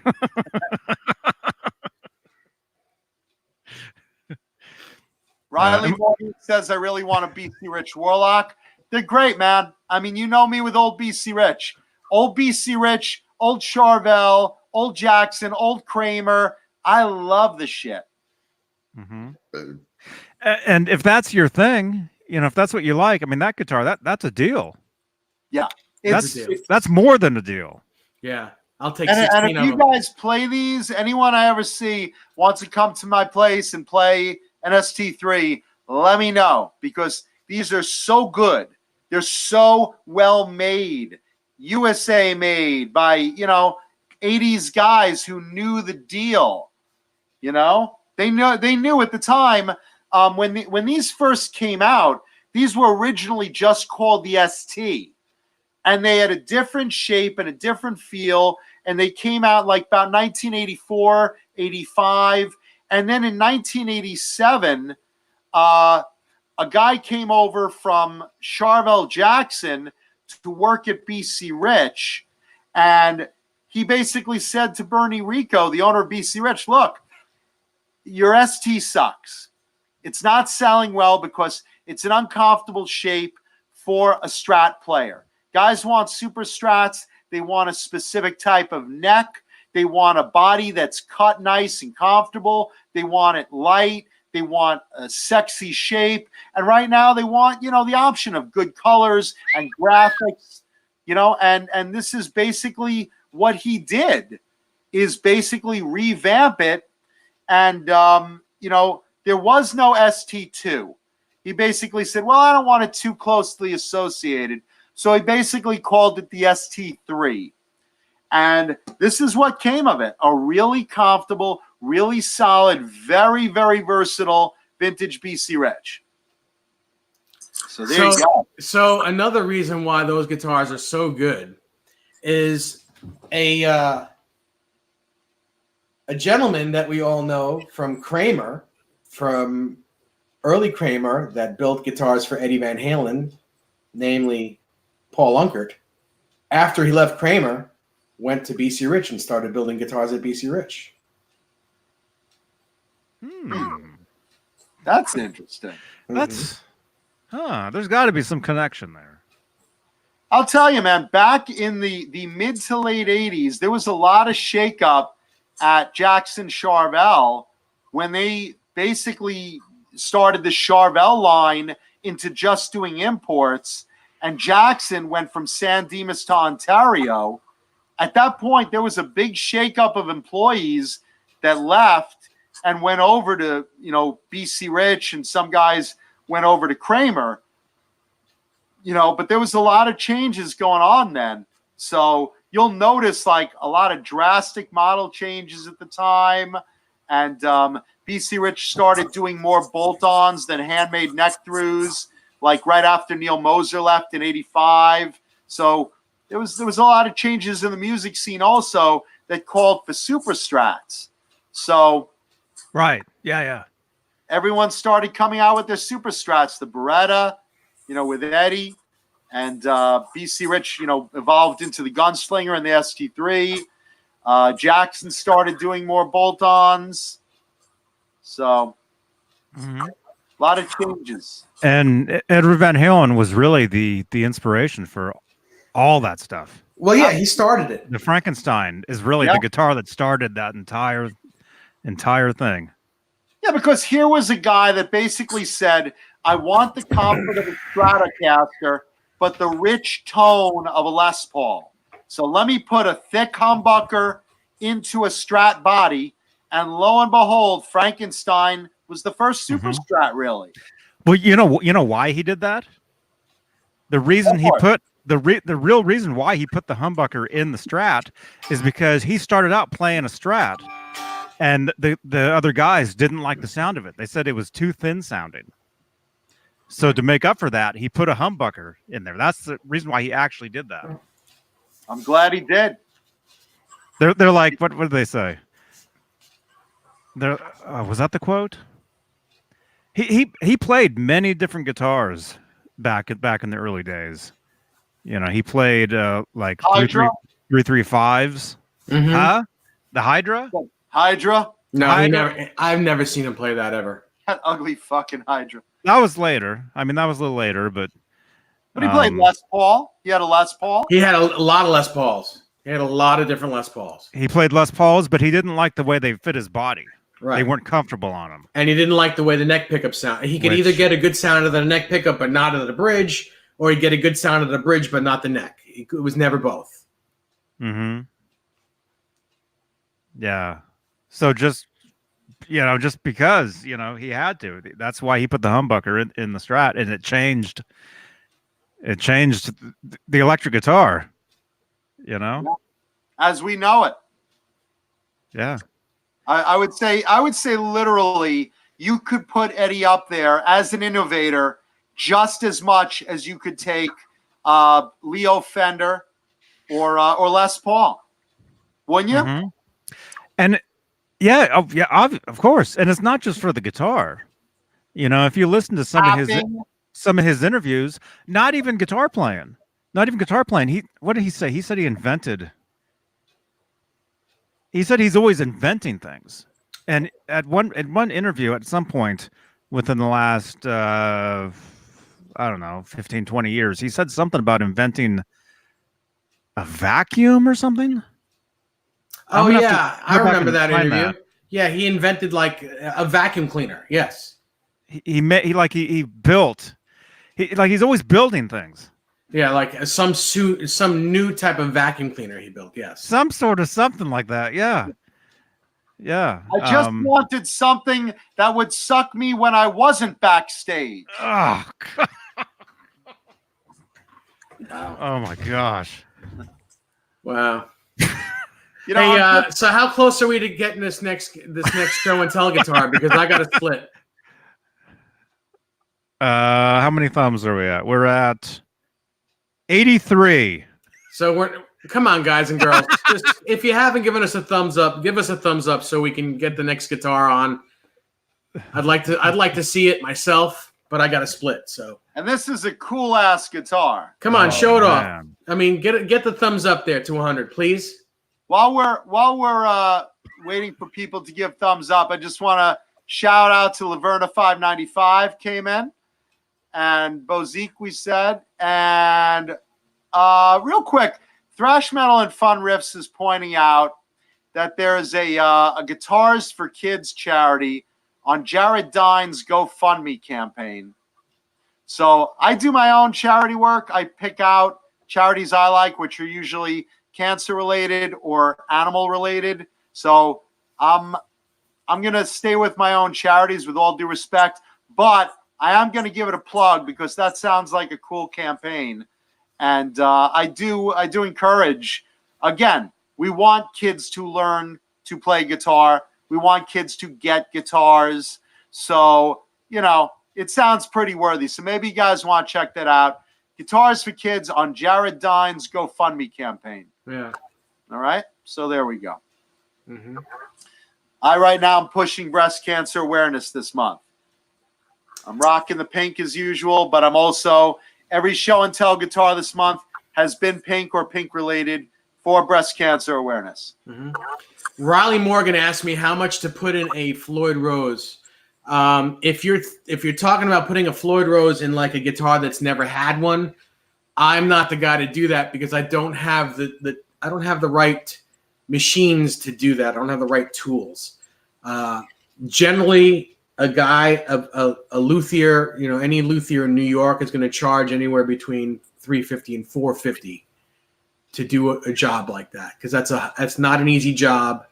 It's if you make one cut wrong, it's a whole mess. So it's high risk, so it's a high dollar amount. So it depends on the guitar too. Well, like I'm saying, if it's never had a Floyd on it, it's a high price ticket.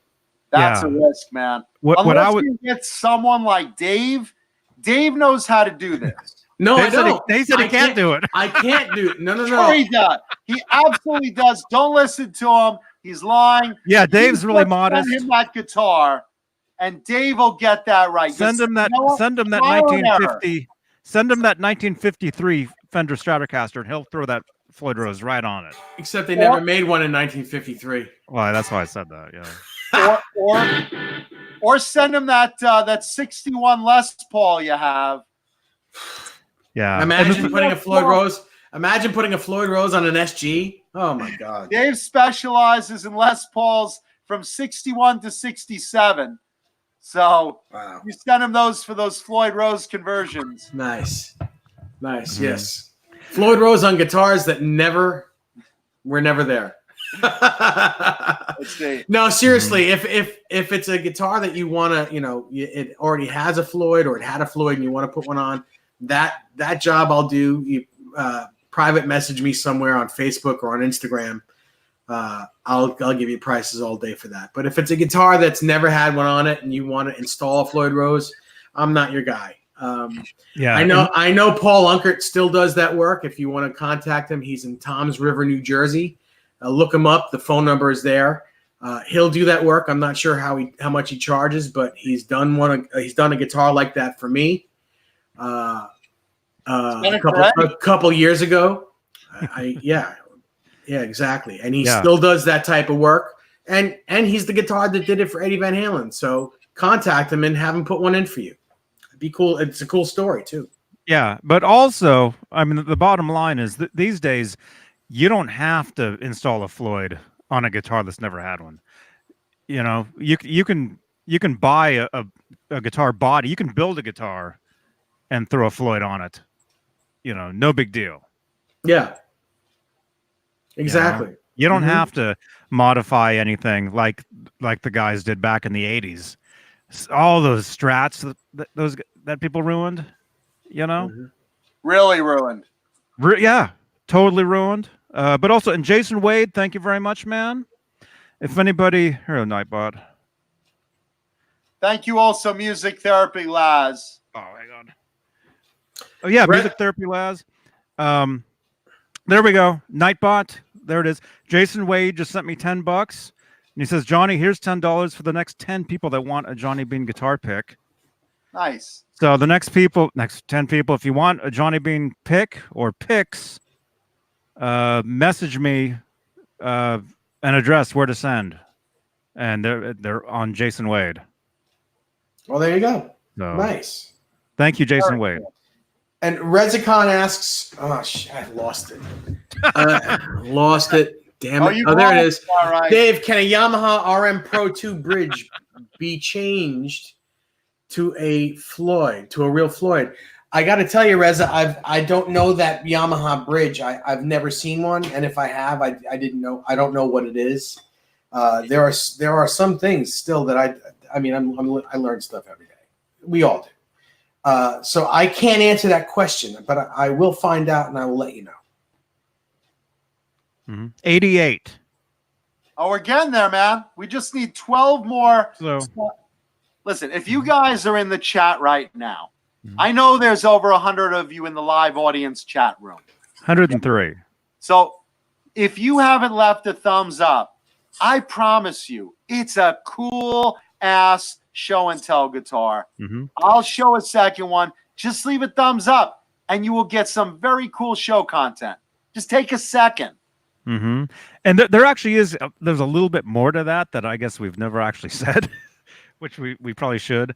You have to be signed in to a YouTube account to leave a thumbs up. And you have to subscribe to the channel too. That's the other thing. We forgot to mention that. You have to be subscribed or thumbs don't work at all.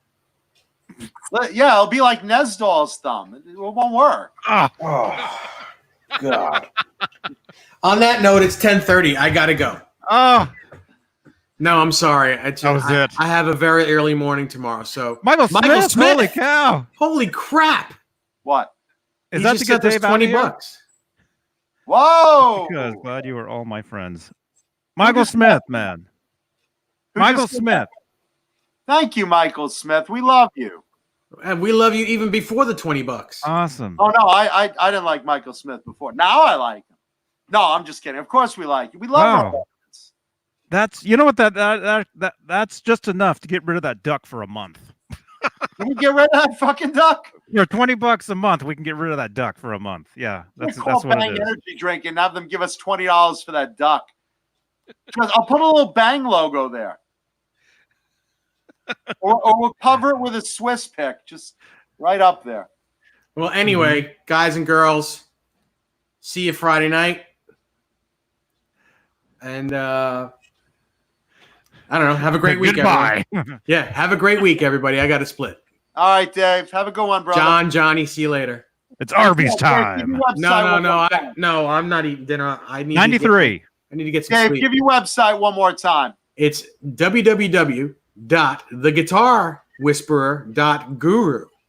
Is your head cut off? There it is. There it is. No, I was just too close to the screen. Yeah, I thought he put the theguitarwhisperer.guru. one under a truck. theguitarwhisperer.guru. Send me say hello. Tell me if you want me to build a guitar for you. You know, just say hello on the contacts, whatever. If we can get rid of those 6 thumbs downs, we'll have 99. Oh. Jeff Kiesel, please take that down, man. All right, guys. Have a good night. All right, Dave. Have a good one, man. Bye-bye. And now Bye-bye. it's Johnny and I. Blank Palette wants to know, do I have any Gj2 guitars? I don't have any, but I'm good friends with Grover Jackson, and I did a promo photo for him at a NAMM. If you look at it, it's someone playing guitar at his booth in the background and looking horrified at Grover pulling a guitar out of my hands, and I'm on the ground with a pink beanie on, of course. I'm on the ground clinging onto it, and Grover's dragging me across the ground, and I'm like clinging onto it for dear life. It's one of his Concorde models, but you could probably find it online. But I did a promo photo for him. They're great guitars. I mean, look, I like Grover's vintage stuff better, personally, but they're solid, and I'll say they're solid. So, you know, if you want something like a Concord body style, I mean, that's what it is, you know. They're well-made guitars. Grover, you know, obviously Jackson, Dimas Charvel. I mean, you know, he's like the father of some incredible guitar companies. So, you know, he knows how to make a good guitar. Now he's teamed up, I think, with Friedman amps. Right, Johnny? What do they call the new? Are they just calling them Friedman guitars? Friedman Guitars. Yeah, they got the Friedman logo on the headstock. Yeah. Yeah, because we saw those at NAMM this year. Mm-hmm. That's his new venture. You were there. They look like old Charvel Strats. They look like but you know, some body worn relict Charvel Strats. Mm-hmm. They've got like, didn't some have like sunburst with like the black over it, and you could like see part of the old finish. Yeah, like you that know? that two paint, same thing that Fender Yeah. does. Yeah. It looks like one finish is broken off to reveal the other finish underneath. Yeah. I'm sure they play better. 95. Didn't I say 98 before? No. You said 92 before. Oh, okay. 90. We're at 95. 5 more thumbs ups. That's all we need, and you guys get a bonus Mancuda guitar tonight. And Jay in the chat room 7/8 said that's a BC Rich that he would play. Jay, these are great, man. These are really, really, really good guitars. If you come to Cali at any point, just let me know, and I'll hook you up to play one or 100. I have about 20 of these. That's how fucking good these are. I literally have about 20 ST3s. They're that good. And holy fuck, they're under $1,000. They're cheap. No brainer. I was thinking maybe at this NAMM, you know, we'll do some stuff, but maybe we can do something. You know, we do something from your place. We could do that. Maybe. Sure. We'll have everyone piled in my bedroom. We'll just go around the room. It'll be you, me, Dave, Jay, John BL, Paul. We'll have the whole gang. We'll broadcast every week from the arcade, from upstairs. And one lucky person will be wearing the Frankenmonster. Yeah. Yeah, we'll take turns putting on the Frankenberry blowjob box from Hollywood Sex Wars. Let's see. Music Therapy Laz says, I had a Charvel design Gibson Super Strat, a real authentic Gibson Super Strat. I remember those. A white with black parts, no pick guard. WRC SR71 was stolen in 2007. I am so sorry, bro. Stolen guitars. I have no mercy for fucking guitar thieves. Death to them. So no mercy. Obviously, I'll broken keep an eye out fingers. over here. Michael Smith, you rock, man. Thank you, Michael Smith. Really, for real. Linny Lou says, here comes Mary from her porcelain overtones rehearsal. Linny Lou's mom, she sings. She belongs to, I think, the church chorus. That's very cool. Yeah, no, especially since she used to do porn, and she really turned her life around. You know, she was known as Anal Mary, but that was back in the day. That was back. Oh my gosh. Yeah. How are we doing on thumbs? Did we just lose 30 of them? Yeah. I see 95 is what I see. We're getting close. We have over 100 people watching this. And again, you have to be logged into your YouTube account, and now these days, you know, if you have a Gmail, you have a YouTube account. Everybody has a YouTube nowadays, whether you know it or not. So yeah, if you have a G spot, you should definitely hit the thumbs up. You know, and yeah, subscribe to the channel. We do these things every Tuesday, and for the next let's see, what's today? The next 7 Tuesdays will basically be like today. Thank you, Thrash Metal, for supporting a charity. I'm very, very big on whatever your charity is. Okay, we all have different interests. We all have different political views and lifestyles, and what's important to us. Look, cancer affects members of my family, so that's where I support cancer charities. And I'm a huge animal lover, especially dogs. So, again, that's where I support animal charities. But whatever your charity is, speak it loud, support it, put up posts. I'm happy to mention one more time. Jared Dines Guitars for Kids, GoFundMe. So, and again, Breast Cancer Awareness Month for all you ladies or those that love anyone with breasts. And Johnny, you like animals, right? You have a half of Noah's Ark in your house. I do. Look at this. Look what I have. I've got Ned right there hanging out.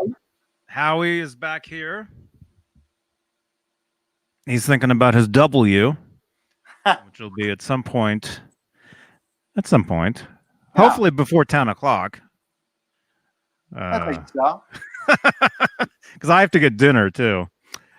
I had you guys can all joke all you want. I had 5 guys last night, and Soda's making fun of me because I keep mentioning Dave's website. Listen, Dave Nesdahl is a good friend of all of ours, and he's one fuck of a good luthier. So yeah, I'm gonna mention his website. This is his show.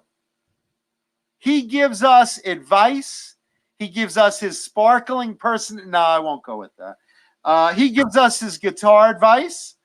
And no, he's a good friend of all of ours. So yeah, I want you guys to support his work. He deserves it. He's got good talent. Use him.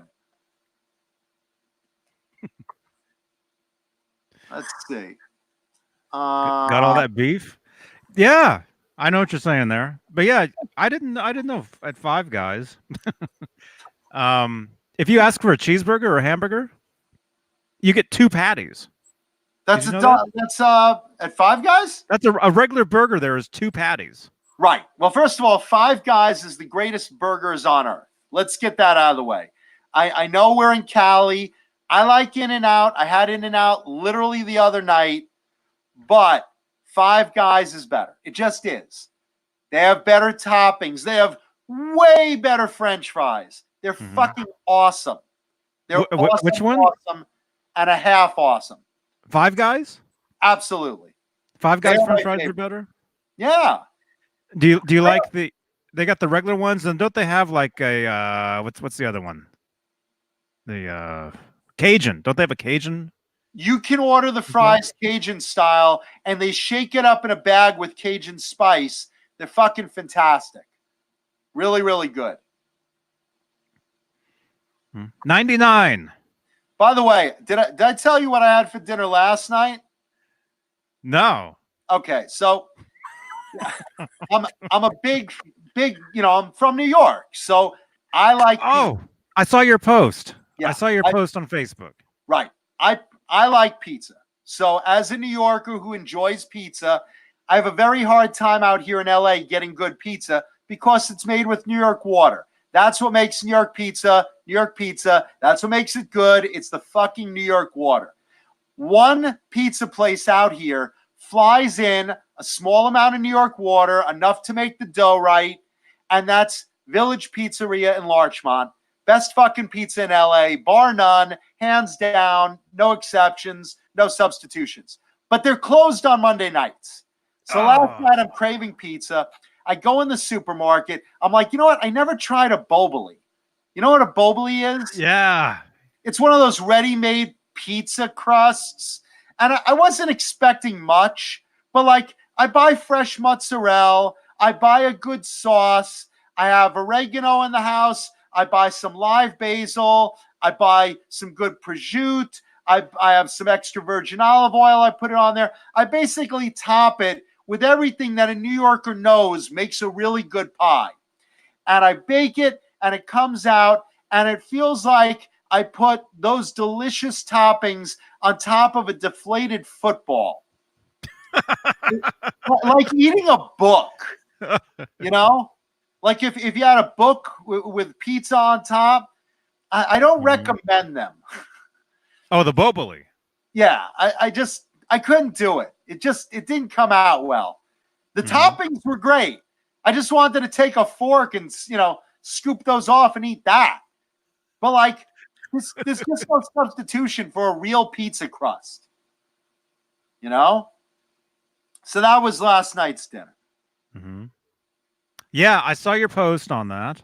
And Music Therapy Lab says Five Guys has the best burgers, but In-N-Out has the better fries.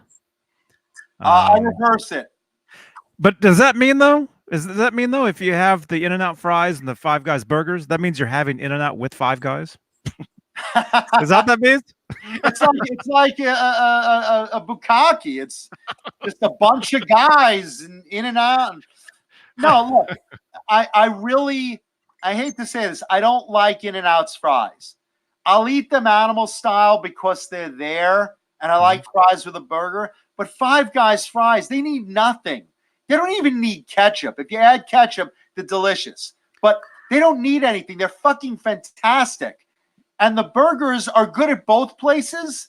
I happen to like the little more topping variety at Five Guys, but they're both delicious burgers. But fries, Five Guys are bland as fuck.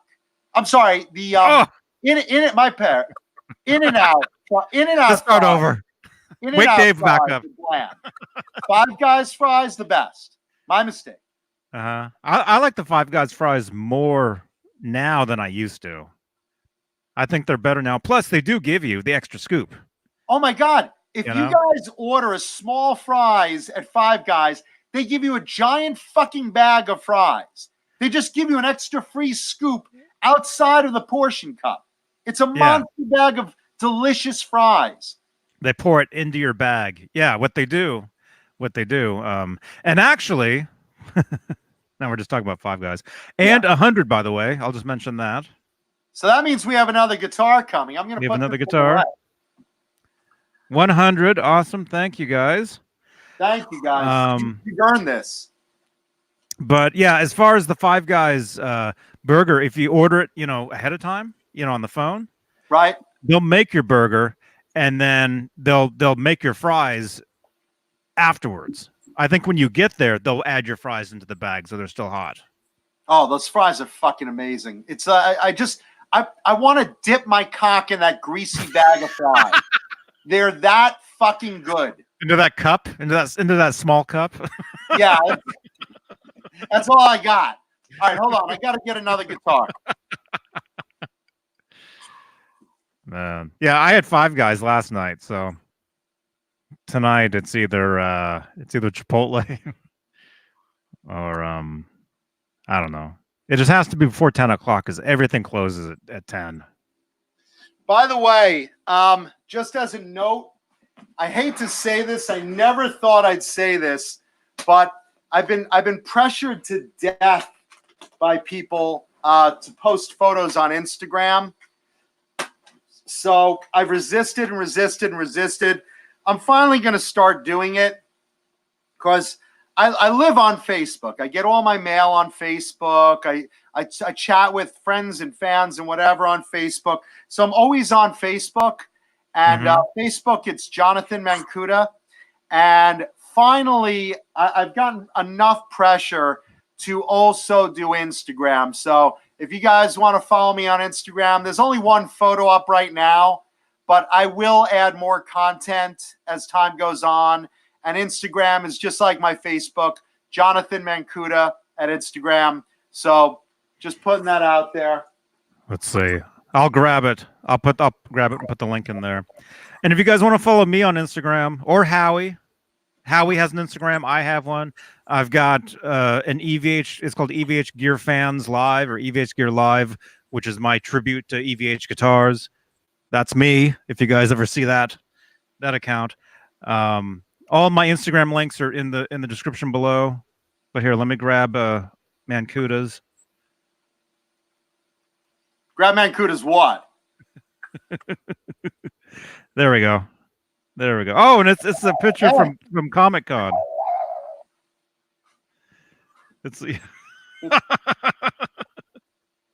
Yeah, it's a good photo. I only have one photo posted, but it's a good one. there we go. You guys follow John Mancuda on Instagram. There he is. There you go. But still, if you wanna message me, stick with Facebook. But follow me on Instagram too, because I will start posting shit. Instagram is fun. I'm getting a little more acclimated to it. I don't like the format. It's a little messy and confusing and whatever. But you know, I'm going with it. Mm-hmm. Lindy Lou's mom likes that I talked about her early porn career. Very cool. Headstock Harem just said he found a 91 BC Rich fluorescent pink with a Kaler. Are you in my house right now? Should I be calling 911? He's downstairs. I thought the call's calling from the house. I just found. Yeah. Fruitcake Tony wants to know what I'm going to be for Halloween. I think I'm going to dress up as Dave Nesdahl. I think Johnny's going to be me and Jay's going to be Johnny. Mm-hmm. I think John BL is going to be Jay, right? And Paul is going to go as John BL, right? I think so. Yeah. Yeah. All right. So you guys are in this again. I'll say it the millionth time for Breast Cancer Awareness Month. Every show and tell guitar this month is pink. To make you aware of it, know your girls. Okay. So, ladies and gentlemen, you earned a second show and tell guitar, and here it is. Look at that fucking thing. Whoa! Look at that. This is a vintage Holy cow. Charvel San Dimas Pre-Pro. This beautiful thing was probably about 1980, is my guess. Whoa! And again, you can't tell the exact numbers because the pre-pros do not have serial numbers. That's why they're called pre-pros.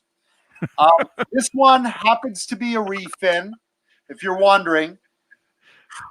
But I really loved what the finish became. It's all original otherwise, as far as, you know, the neck and body combination. I did do a pickup switch recently.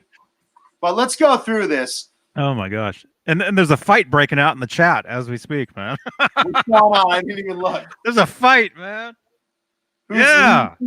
Who's doing battle? Krellbar said something. Everybody's piling on Krellbar right now. What'd he say?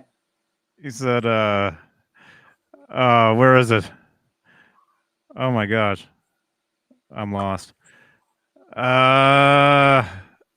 Someone hit that with an ugly stick. He says. What? Right there. On what? I guess the guitar. You don't Someone like hit my it with an ugly guitar? stick. Soda and Milk says, "Whoa, what the F is that?" Okay. Tessie Switch is like, "Shut up, Krellbar." He's like, oh, shut up. Okay, Joe Kirby's like, yeah, what the F, bro? Shauna Marie. Shauna loves it. That's awesome. Joe Hervey's not a fan. Blunt Wow, palette, it's really polarizing. my favorite thing. Music Therapy Laz says, it looks like the Batman Joker guitar. Love the flames. Yeah. Yeah, it does look like Hot Rod Flames. It is a Hot Rod Flame guitar. All right, so let's go with this thing. Let's walk through this. The Okay. guitar comes in limp only. What? Oh man. What is Hey, listen, I like flashy 80s guitars, and I love San Dimas Charvels. So here we go. So this puppy, original San Dimas Charvel. This one was custom ordered without fret markers, which is actually a big pet peeve of mine. So I'm kind of mad at that. But with that said, it's a really great guitar otherwise. San Dimas Charvels are creme de la creme of the Super Strat world, especially the early headstock ones, the Strat headstocks. These necks are what all other necks aspire to be. If you know anything about Super Strats, Dimas Charvel necks are gold. These are what the Gunslinger necks were modeled after when BC Rich made a Super Strat. So this one is a nice thick slab of rosewood on a very dirty maple body, on a very dirty maple back neck. So it's had a lot of battle play through the years, this one. The original crown head tuners. Whoa. Now the body, okay, this guy, for those of you looking here, let's see if we could get that right. Okay, there you go. This is a real hard color to see. It's a frosted pink flame with blue tips, right? On a, this is kind of greenish yellow pearl. So it's really, really different. Okay. Clearly Really? not for everybody, but it sure is for me. The back, this one's kind of hard to even see because it's got a ghost effect in here. These little ribs here. Whoa, yeah. These little ribs fade in and out depending how When you the turn, light hits it. yeah, when you turn it, Yeah. it's like they move. Yeah, it's a 3D effect in there, and it's kind of hard to see on film, but that was purposely done.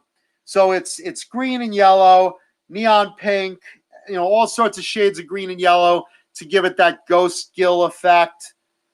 That's hard to capture on film. Pickup wise, Dimarzio Super Distortion in the neck. Now you may say, John, don't you like those in the bridge? And yeah, I do. But in this one of my favorite pickups, a cream, and these are rare actually, a cream Duncan Distortion by Marcia Juarez, who's, as you might know, is a master pickup winder. Mm-hmm. So, oh, MJ, cream, two really good pickups, two of my favorites. So, yeah, MJ, right? yes, That's her. yeah. So you can tell it's her because on the back of the pickup it says DD, which is Duncan Distortion, and then a little J. She always signs it with a J when she winds the pickups. And her pickups are just a little more in demand than your standard Duncan Distortion because they're just perfect. Mm-hmm. They're just really, really good. And to find them in double cream is hard because Duncan doesn't have the rights to do double cream. Dimarzio does. Right. So this was pre-lawsuit. Right. Yep. Yeah, and they're really great. V-Trem, which I really like the V-Trem bridges.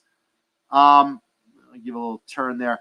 I love the brass V-Trems. I think they're just a great feel when you don't, want to play with a floating trem. I love the old V-Trems.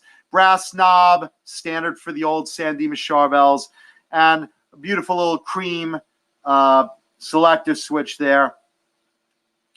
But just look, you can't even see really the full effect of the paint on here, the colors, and you really can't make out this ghost effect on the back. But I just love these old Dimas Charvels. Hot Rod Flames are one of their classic finishes. If you could pick out one classic finish from Charvel that everyone recognizes, it would probably be Hot Rod Flame or maybe a Bullseye. But these are really, really the creme de la creme of Super Strats. Everyone modeled their Super Strats after the old Charvels. Kramers and BCs, these are what it's about. So there you go. One more very polarizing graphic.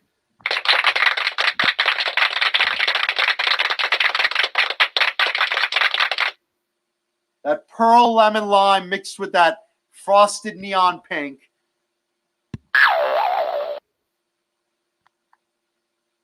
I love that thing.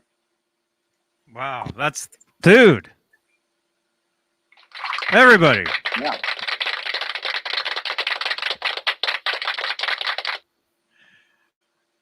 It's so hard to capture colors sometimes. Yeah. It depends on the camera, depends on the lights. Yeah, the lighting in my place just sucks. I have that light on. Let me just see what it looks like without that light. Let's see. See if that helps it or hurts it. I don't know. I don't know. What do you think, Judge? Yeah. Kind of takes some of the glare away, but it looks a little darker. Yeah, I don't know. The back looks like a darker green. Well, you can see the like. Is it like a lime green? It's a mix. This is kind of lime. This is lemon lime. This is blue green, and this is just neon pink. Mm-hmm.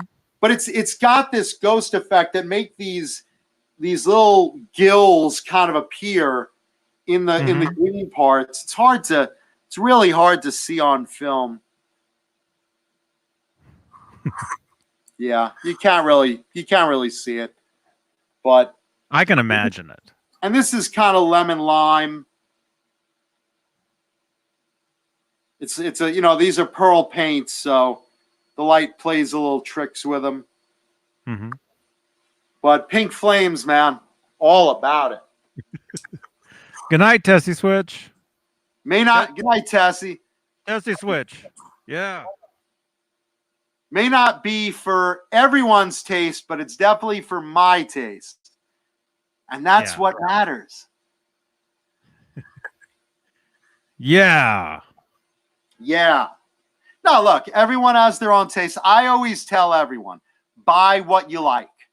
If you like Charvel, if you like a Mexican Fender Strat, if you like a Japanese, no-name brand, buy what you enjoy playing, buy what colors and graphics or plain you dig. If you like a basic Les Paul in Sunburst, God bless you. I like something a lot more flashy, a lot more unique, that screams 80s hair bands. So speaking of 80s hair bands, since Tuesday night is also our discussion of metal, what have you guys been listening to in the chat? What 80s bands have you heard lately that you've thrown on? I'm curious. Because I listen to 80s stuff on YouTube all the time. I'm just driving along. I plug my iPad into my car, and I just like hearing, all sorts of stuff that, I enjoyed back in the 80s or that I didn't catch, or stuff like new bands that have that sort of gist. Now, a couple of you guys just ripped out Rat. And as you know, Rat right now, as it is, isn't Rat the way it used to be. Stephen Pearcy basically will absolutely not work. Hello. Stephen Pearcy will not work with any of his old Rat bandmates. Again, I don't know what may or may not be with him and Warren DeMartini. They may be okay, but I know him and Bobby Blotzer are not friendly. Bobby Blotzer basically right now is the owner of the name Rat. So when you see Rat is playing a club, which they are, Bobby Blotzer, the drummer, is the only member that's still there. So you have a new vocalist, new guitarist. I'm not saying these guys are bad, but don't go in expecting to see Stephen Pearcy singing and Juan Croucher on bass and Bobby Blotzer, with these guys as well, and Warren DeMartini, on guitar. It's not going to be that. It's going to be Bobby and like four other guys, And Stephen Pearcy has done his own solo shows where he sings Rat. And I don't know, what has Warren been doing lately? Warrant? Warren DeMartini. What is I thought you said Warrant. Warrant is touring. Warrant is touring. Great White is touring. God bless him, because those guys are terrific. All of them. Let's see, DeMartini. Didn't he I know he did something a few years ago at the Music Zoo. Years ago, but what, has he done anything lately? I don't recall him doing anything lately. I don't know. I know he's bummed that the Rat's not, all together, because he was fighting for that name at one point. Mm-hmm. And I think there was something he missed, like some legal meeting or something that would have given him a chance to like co-own that name. And there's something in their bylaw contract that says, whoever, puts up for the name once a year or something on this date, is owner of the band name. And originally it was all of them. And at this one time, just Bobby showed up. And so Bobby has the name now. And no one wants to work with it. He was the only one there. Yeah, Pierre. He's just said, "All right, I'm Rat now. I own Rat." And it's like, when you go to see a band that like Rat or Warrant or whatever, a band that's established, pretty much at least you want to see some of the main members in the vocalist or guitar category. Yeah.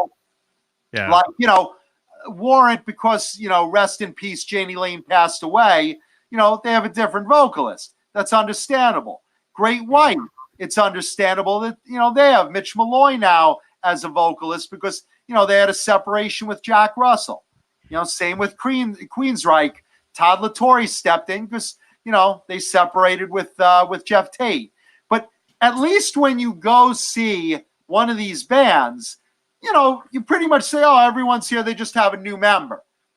Not so with Rat. Rat, it's like everybody's new, and you have the drummer of Rat. And I'm sorry to say it. Nobody cares. Nobody cares about Bobby Blotzer. Nobody cares. The drummer. Yeah, you don't say, man, he still plays round and round just like he did in the 80s. No. The drummer. It's like seeing a cover band.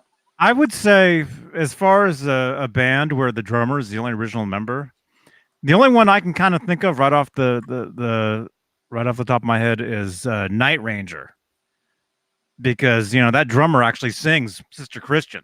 He lead sings some of the songs, right? Then he counts. So that I could see him carrying in 100 years when he was still touring under that name. That works. I agree.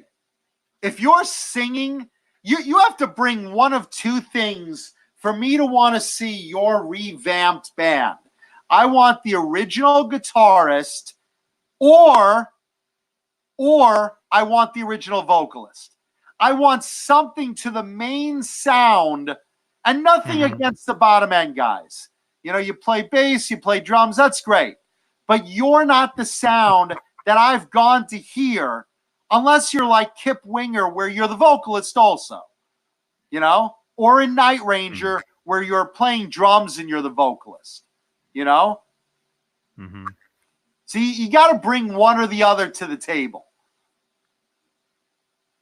Yeah. And yeah, Jay, we're doing the 24-hour marathon. Dave filled his dance card, and we'll stop so Johnny can have dinner at one point. But no, but that's just my rant. You can't. I don't want to go see Rat. I'll see Stephen Pearcy. Mm-hmm. I'll see him play those songs. It's just like Bret Michaels goes out with Bret Michaels and his band playing Poison songs. And while I'd rather see CeCe DeVille ripping up the guitar, I'll still see Bret Michaels because it'll still sound like Poison. Mm-hmm. Mm-hmm. Mark Dillon is saying Blotzer is no longer allowed to use the name Rat. If he got taken to court again, I can't even keep up with the drama. It's like a fucking soap opera with that band. Good night. Wow. So Night Soda. And I think good night, Shauna. I think Shauna left. Oh, good night, Shauna. Sorry. Usually she just nudges me. Good night. No, just kidding.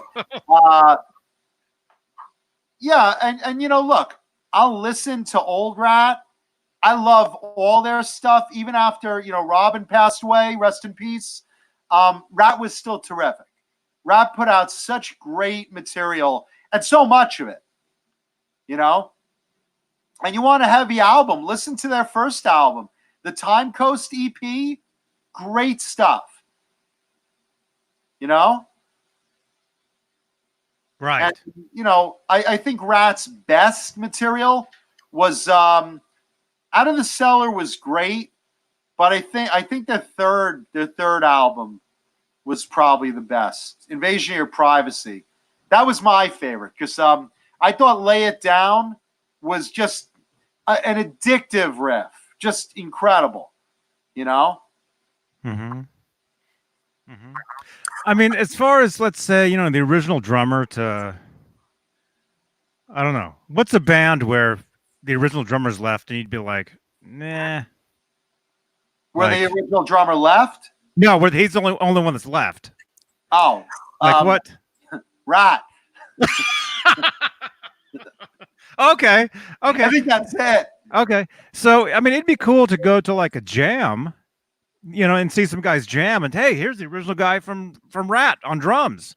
Oh, yeah. Listen, they did that when different. Contraband came out in the 80s or late 80s or early 90s. Remember Contraband? That was like Tracy 89, Guns. 90. Okay. 90, 91 somewhere, yeah. Tracy Guns from LA Guns. Mm-hmm. Let's see. Someone from Shark Island. Someone from I'm trying to remember who was in Contraband. What's it? TM Stevens? Was he on that? Is it TM Stevens? The bass player? I'm trying to remember. Let me see. I think someone from Vixen, maybe? Contraband. Should I be Googling that? Crowbar says Quiet Riot was just Frankie Minnelli for quite a while. Contraband was Michael Schenker? Michael Schenker, Tracy Guns, Bobby Blotzer. Shane Pedersen. Cher Pedersen? Cher Pedersen's from Vixen. Cher Pedersen. John Martin, William Jackson, George Jackson. Looks like there's a lot of people in this band. No, listen. Mae McKenna. Everyone basically saying, hey, let's do a jam. 1990.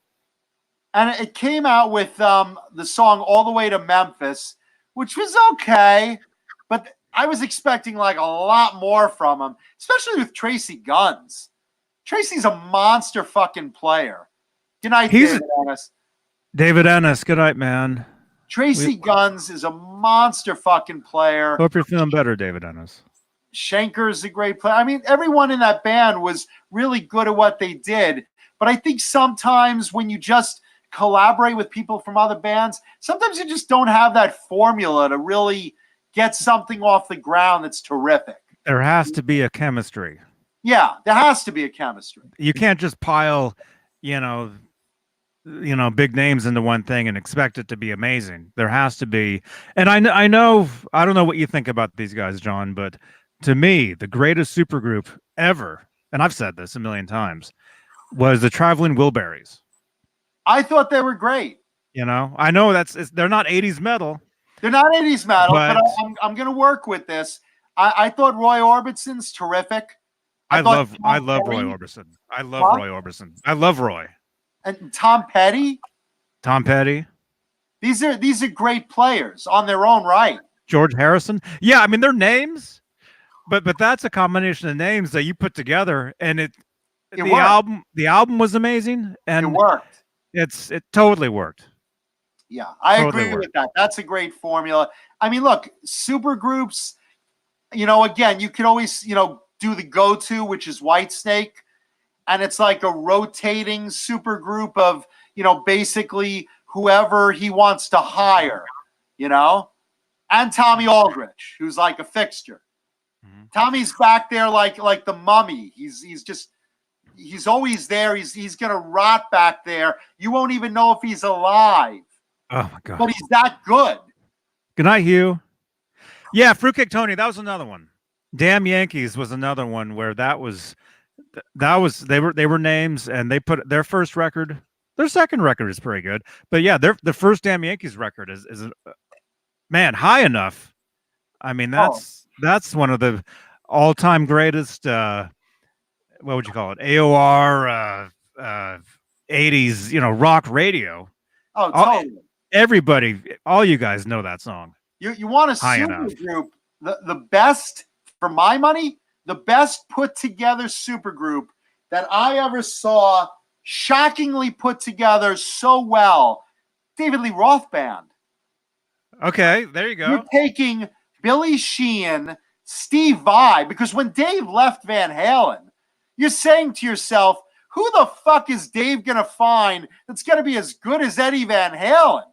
And then he pulls Steve Vai out of his tight spandex ass. And Steve is fucking incredible. And then you got Greg Bissonette on drums. They were great. Mm-hmm. Out of the blue. Mm-hmm. Yeah, and it's funny because you don't really, you think of that as the Dave Lee Roth Eat 'Em and Smile band. You don't. I've never thought of that as a super group, but it actually was. Totally was. It was, because those guys all came from somewhere else, and that was. Yeah, and you have that. And you have wasn't Bad English? Weren't they also? Bad English was another. Yeah, there was a time in the 80s, late 80s, right before the grunge thing took over. There was a time where the supergroup was kind of the thing where people would get together, and sometimes it worked, like Damn Yankees, it totally worked. Sometimes it was like, people saw Whitesnake had tremendous success, and here you're taking, Vivian Campbell, you're taking, and again, rotating guitarists, because you have Vivian Campbell and Adrian Vandenberg, showing, even though it was all played by what's his name, John Sykes. John Sykes. Yeah, who went on to form another supergroup, Blue Murder. Right. Think about that. Yeah. But you see something like Whitesnake works, and you're like, okay, Aldrich was with Ozzy, Rudy Sarzo. Right. It works. Let's do it. Let's put together our own supergroup. All of a sudden, you saw all these people that were like a little tired of their own bands breaking off into these, these little get-togethers that sometimes worked. Mm-hmm. Mm-hmm. Yeah, and actually, it looks like Bad English was mostly Journey. Yeah, and wasn't Lou Gramm in there? John Waite. John Waite, that's what I'm thinking. John Waite was the singer for that. Great stuff. You listen to that song, Forget Me Not? That track rocks. I mean, he's belting that one out, right? Betting, Forget Me Not? I'm gonna have to refresh that one. I haven't heard them in a long time, but great song. I'm gonna have to look that up and put that in the Discord. Which, by the way, you should all be over at the Discord. Mark Dillon brings up Badlands. There's another one. Jakey Lee, fresh out of getting fucked by Sharon Osbourne. Whoa. Talk about getting a great guitarist available, right? Mm-hmm. Let's see. Okay, Tony Johnson's extra. I'm just reading the chat. But anyway, look, supergroups were fantastic, and they were something of the time. But, like I said, sometimes they work. Sometimes they don't work as well. Yeah. Yeah, there was a time though. Oh, actually, here's a whole list of them. Asia was a super group. Really? You guys remember Asia? What was Asia comprised of, though? Let's see. Asia I was remember the band. yeah. Let me see. Where are the members? It doesn't Neil say the Schon. doesn't say the measure. Oh wait, here's their Wikipedia. Asia. Actually, I don't know. I don't know any of these guys' names. What was that? GTR. That's another one. Heat of the Moment. That was a huge song. Well, By Asia. Asia was tremendously huge. Heat of the Moment. Everybody, you guys all know that one. Let me see. There's some other Only bands. Tom Can Tell. The Firm. Songs. The Firm was another supergroup. Yeah, you know where the Firm was appearing was in my pants. Oh, Mike and the Mechanics was a supergroup. Really? What were they from? What they break off from? Well, that was Mike from Genesis. Right. But who else was in there with him? Who are the Mechanics? Fonzie. Who else do we have? Oh, let me see who else was in there, because that was, I mean, they had the hits. No, they had hits, but like, here's the thing: one guy starting a new group doesn't make it a super group. It's got to be a couple of guys from other bands, because otherwise it's just like, Bret Michaels grabbing a couple of band members and forming the Bret Michaels band. That's not a super group. David Coverdale grabbing, a bunch of known guys and putting them together. That's a super group. Mm-hmm. Mike Neese says Lenny and the Squig Tones. Did you ever have that record? Lenny and the Squig Tones? I remember that was an album. There was an album for that. I never had it, but I remember seeing it. Yeah. Did they really? Yeah. Yeah. The Dog PA says Steve Howe and Steve Hackett, GTR. That qualifies as a supergroup. There you go. Yeah, look, if you take, a member from a band like Asia and a member from a band like Journey, pulling two out of my ass, and put them together, that, now you're collaborating. Known member. That's different. Mm-hmm. Internet Money says Vince Neil with Steve Stevens. Yeah, who else was in Vince Neil's band? Steve Stevens qualifies. I saw them live. Yeah, I mean, he was Billy Idol's guitarist. Yeah, they opened it for Van Halen in '93. Steve Stevens was playing a Pink, I think it was Pink. Yeah. Ernie Ball Music Man. Or he played Hamers a lot. Yeah, I had met him the year before that at a no, it wasn't. It was after Hamer. After Hamer, he went to Washburn, and there was a Washburn. Actually, it was called the Frankenstein. The graphic was Frankenstein monster on the front of it. Right. The Steve Stevens Washburn. I had met him at a clinic in like San Jose or something, and then I remember I still have the poster that he signed for me, and I remember thinking it was really cool when I saw him opening for Van Halen the next year in '93. And it was for the Vince Neil. They did a song that was in a movie. Jay, what movie was that? It was like anyway. Dutchie says Vicky Fox was on drums. I remember Vic Fox. What was he from, though? He was from another band, I remember. Yeah. But yeah, that's a good example too. Mm-hmm.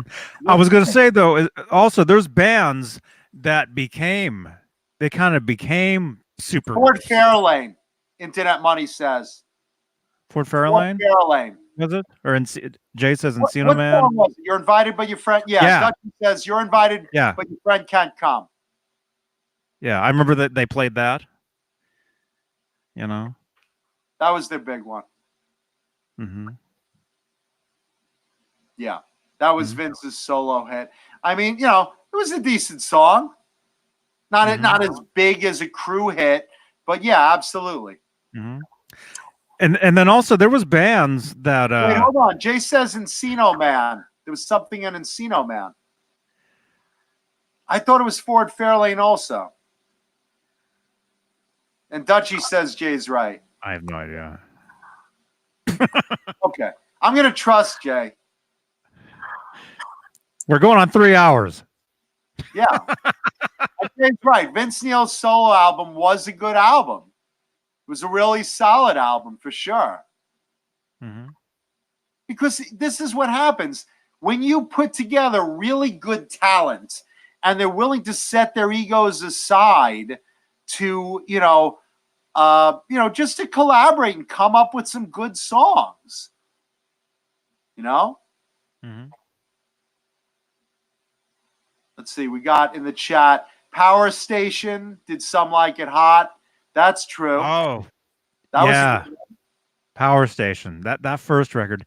The second record, I love them. The second record was, that first one, that was great. man, bang a gong. Yeah, that's an old T-Rex song. Some Like It Hot. Yeah. And they made it magic. T-Rex, are they getting in this year? They're nominated. They're nominated. Did you hear what they're trying to do to Motorhead? No. They're trying to basically induct only the first 3 guys of Motorhead. Mm-hmm. So you got, what is it? You got Lemmy, Fast Eddie, and who else? Filthy? and that's sounds like a cartoon. but only those 3 guys, and they're leaving out like everyone else that was ever in Motorhead. And maybe you don't want, Wurzel was in on I think like 1 album or something. They had like 15 members. But the thing is, they had a lot of members and a lot of turnover, but like they only want to induct the first 3 guys, and they're all dead. There was Lemmy, Larry Wallace, Larry Fox, Phil, Filthy Animal Taylor, Right. aka Filthy, Fast Eddie Clark, Brian Robbo Robertson, Phil Wizzo Campbell, Michael Wurzer Burston, a lot of names. Wurzel, Pete Gill, and Mickey D. Yeah, they didn't allow you into Motorhead unless you had some name that sounded like a fast food item. Carl's Jr. Yeah, I'll have a Wurzel with a Fast Eddie special, and give me a large lemon Lemmy with that. I'll take the Wiener Schnitzel, the In-N-Out and Five Guys. You'll go to like 5 places to get the best of all worlds. Yeah. Okay, Internet Money sets the record straight here. On the Ford Fairlane soundtrack, you had Rock and Roll Junkie from Motley Crue with a cameo from Vince Neil. And You're Invited and Your Friend Can't Come was from Encino Man, which is was Vince Neil's band. Thank you. Thank you. Internet Money. Thank you, man. Yeah, but it's like, it's like when they did Kiss, it's like they didn't want to include anyone but the original 4 members. And to some extent, I guess I can understand it to a point. But when you're like Bruce Kulick and you've been like the longest running guitarist in the band, probably give it to him, And the same thing with a few members of Motorhead. You may not want to give it to like everyone that's been on 1 album, but if you've been with them like, 15 years, it's probably kind of fair to throw that in there if they get in. I don't know if they will or won't, You don't think like every, because, you don't think every member deserves something? I mean, if you just joined for one album, I don't know if you like really kind of deserve, you know, what the same guys that have been there 20 years deserve, you know? Mm-hmm. If you're not one of the ones that made the hits, you know? But you could say someone like Bruce Kulick made a lot of Kiss's hits, you know, just as much as you could say Ace Frehley was the original guitarist and, you know, Frehley's guitars were on most of the early stuff, but anything in the 80s pretty much after Vinny, you know, was Bruce, including hits. Right. Right. Yeah. Yeah. I mean, he was there the longest, right? He was there the longest. I mean, I'd have to look at, you know, how long Tommy was there now, but, you know. Right. I mean, you know, you're talking guys that did original writing, you know. Right. Oh, Mark Dillon just said Mickey D and Phil Campbell are now also included with Motorhead due to popular demand just recently announced by the Rock and Roll Hall of Fame. That's what I'm talking about. That's what I'm talking about. That's I can't cool. be the only one that's like mad about that, you know? So I'm glad they're correcting that. I really am. Because remember Bon Jovi went through that when they were inducted? There was a guy, I don't remember the name. The guy ghost played on all the early Bon Jovi stuff, a lot of the hit stuff. And they wanted to get him in as like an unofficial member. And I think they were able to do it. I'm pretty sure. But like stuff like that, you know? Right. Mad Dog says, what were the Kiss hits after Lick It Up? I mean, you had, you know, Tears Are Falling. You had stuff off of Revenge. You had from Hot in the Shade. You had a bunch of songs. They were, you know, Heart. Desmond Child came. Desmond, he made, you know, he did some of their stuff in the 70s. Well, the big disco hit that a lot of people are kind of, you know. Well, that was earlier though. Yeah, that was earlier, but Desmond came back later and did a lot of their hits were Desmond Child songs as well from the 80s. Yeah, X and Sex, that was popular at one point. Crazy Nights, that was a great album. Reason to Live, that was a great song. They had a lot of hits. Hot in the Shade constantly had Hide Your Heart playing on that. Constantly. And again, you know, I'm not saying that there were as many hits as they had in the 70s, of course. But, you know, and keep in mind, Lick It Up was Vinnie Vincent era. And that was real hot. That pretty much saved Kiss. Well, I was going to ask, and we got, do you want to go an even 3 hours? Sure. Okay, so we got 2 minutes. 2 minutes of discussion. Yeah. Yeah, that's something I was going to bring up. Like, do you think, you know, what's his name? You just said it. Vinnie Vincent. Do you think, you know, he should be in there with them? I do. Because of, I think honestly, I think Vinnie and Bruce should both be in there. Like the contributions to the hits or the bands. You know, let's say if somebody was on one record, but it's like the biggest song they ever put out, let's say, they deserve to be in there as well.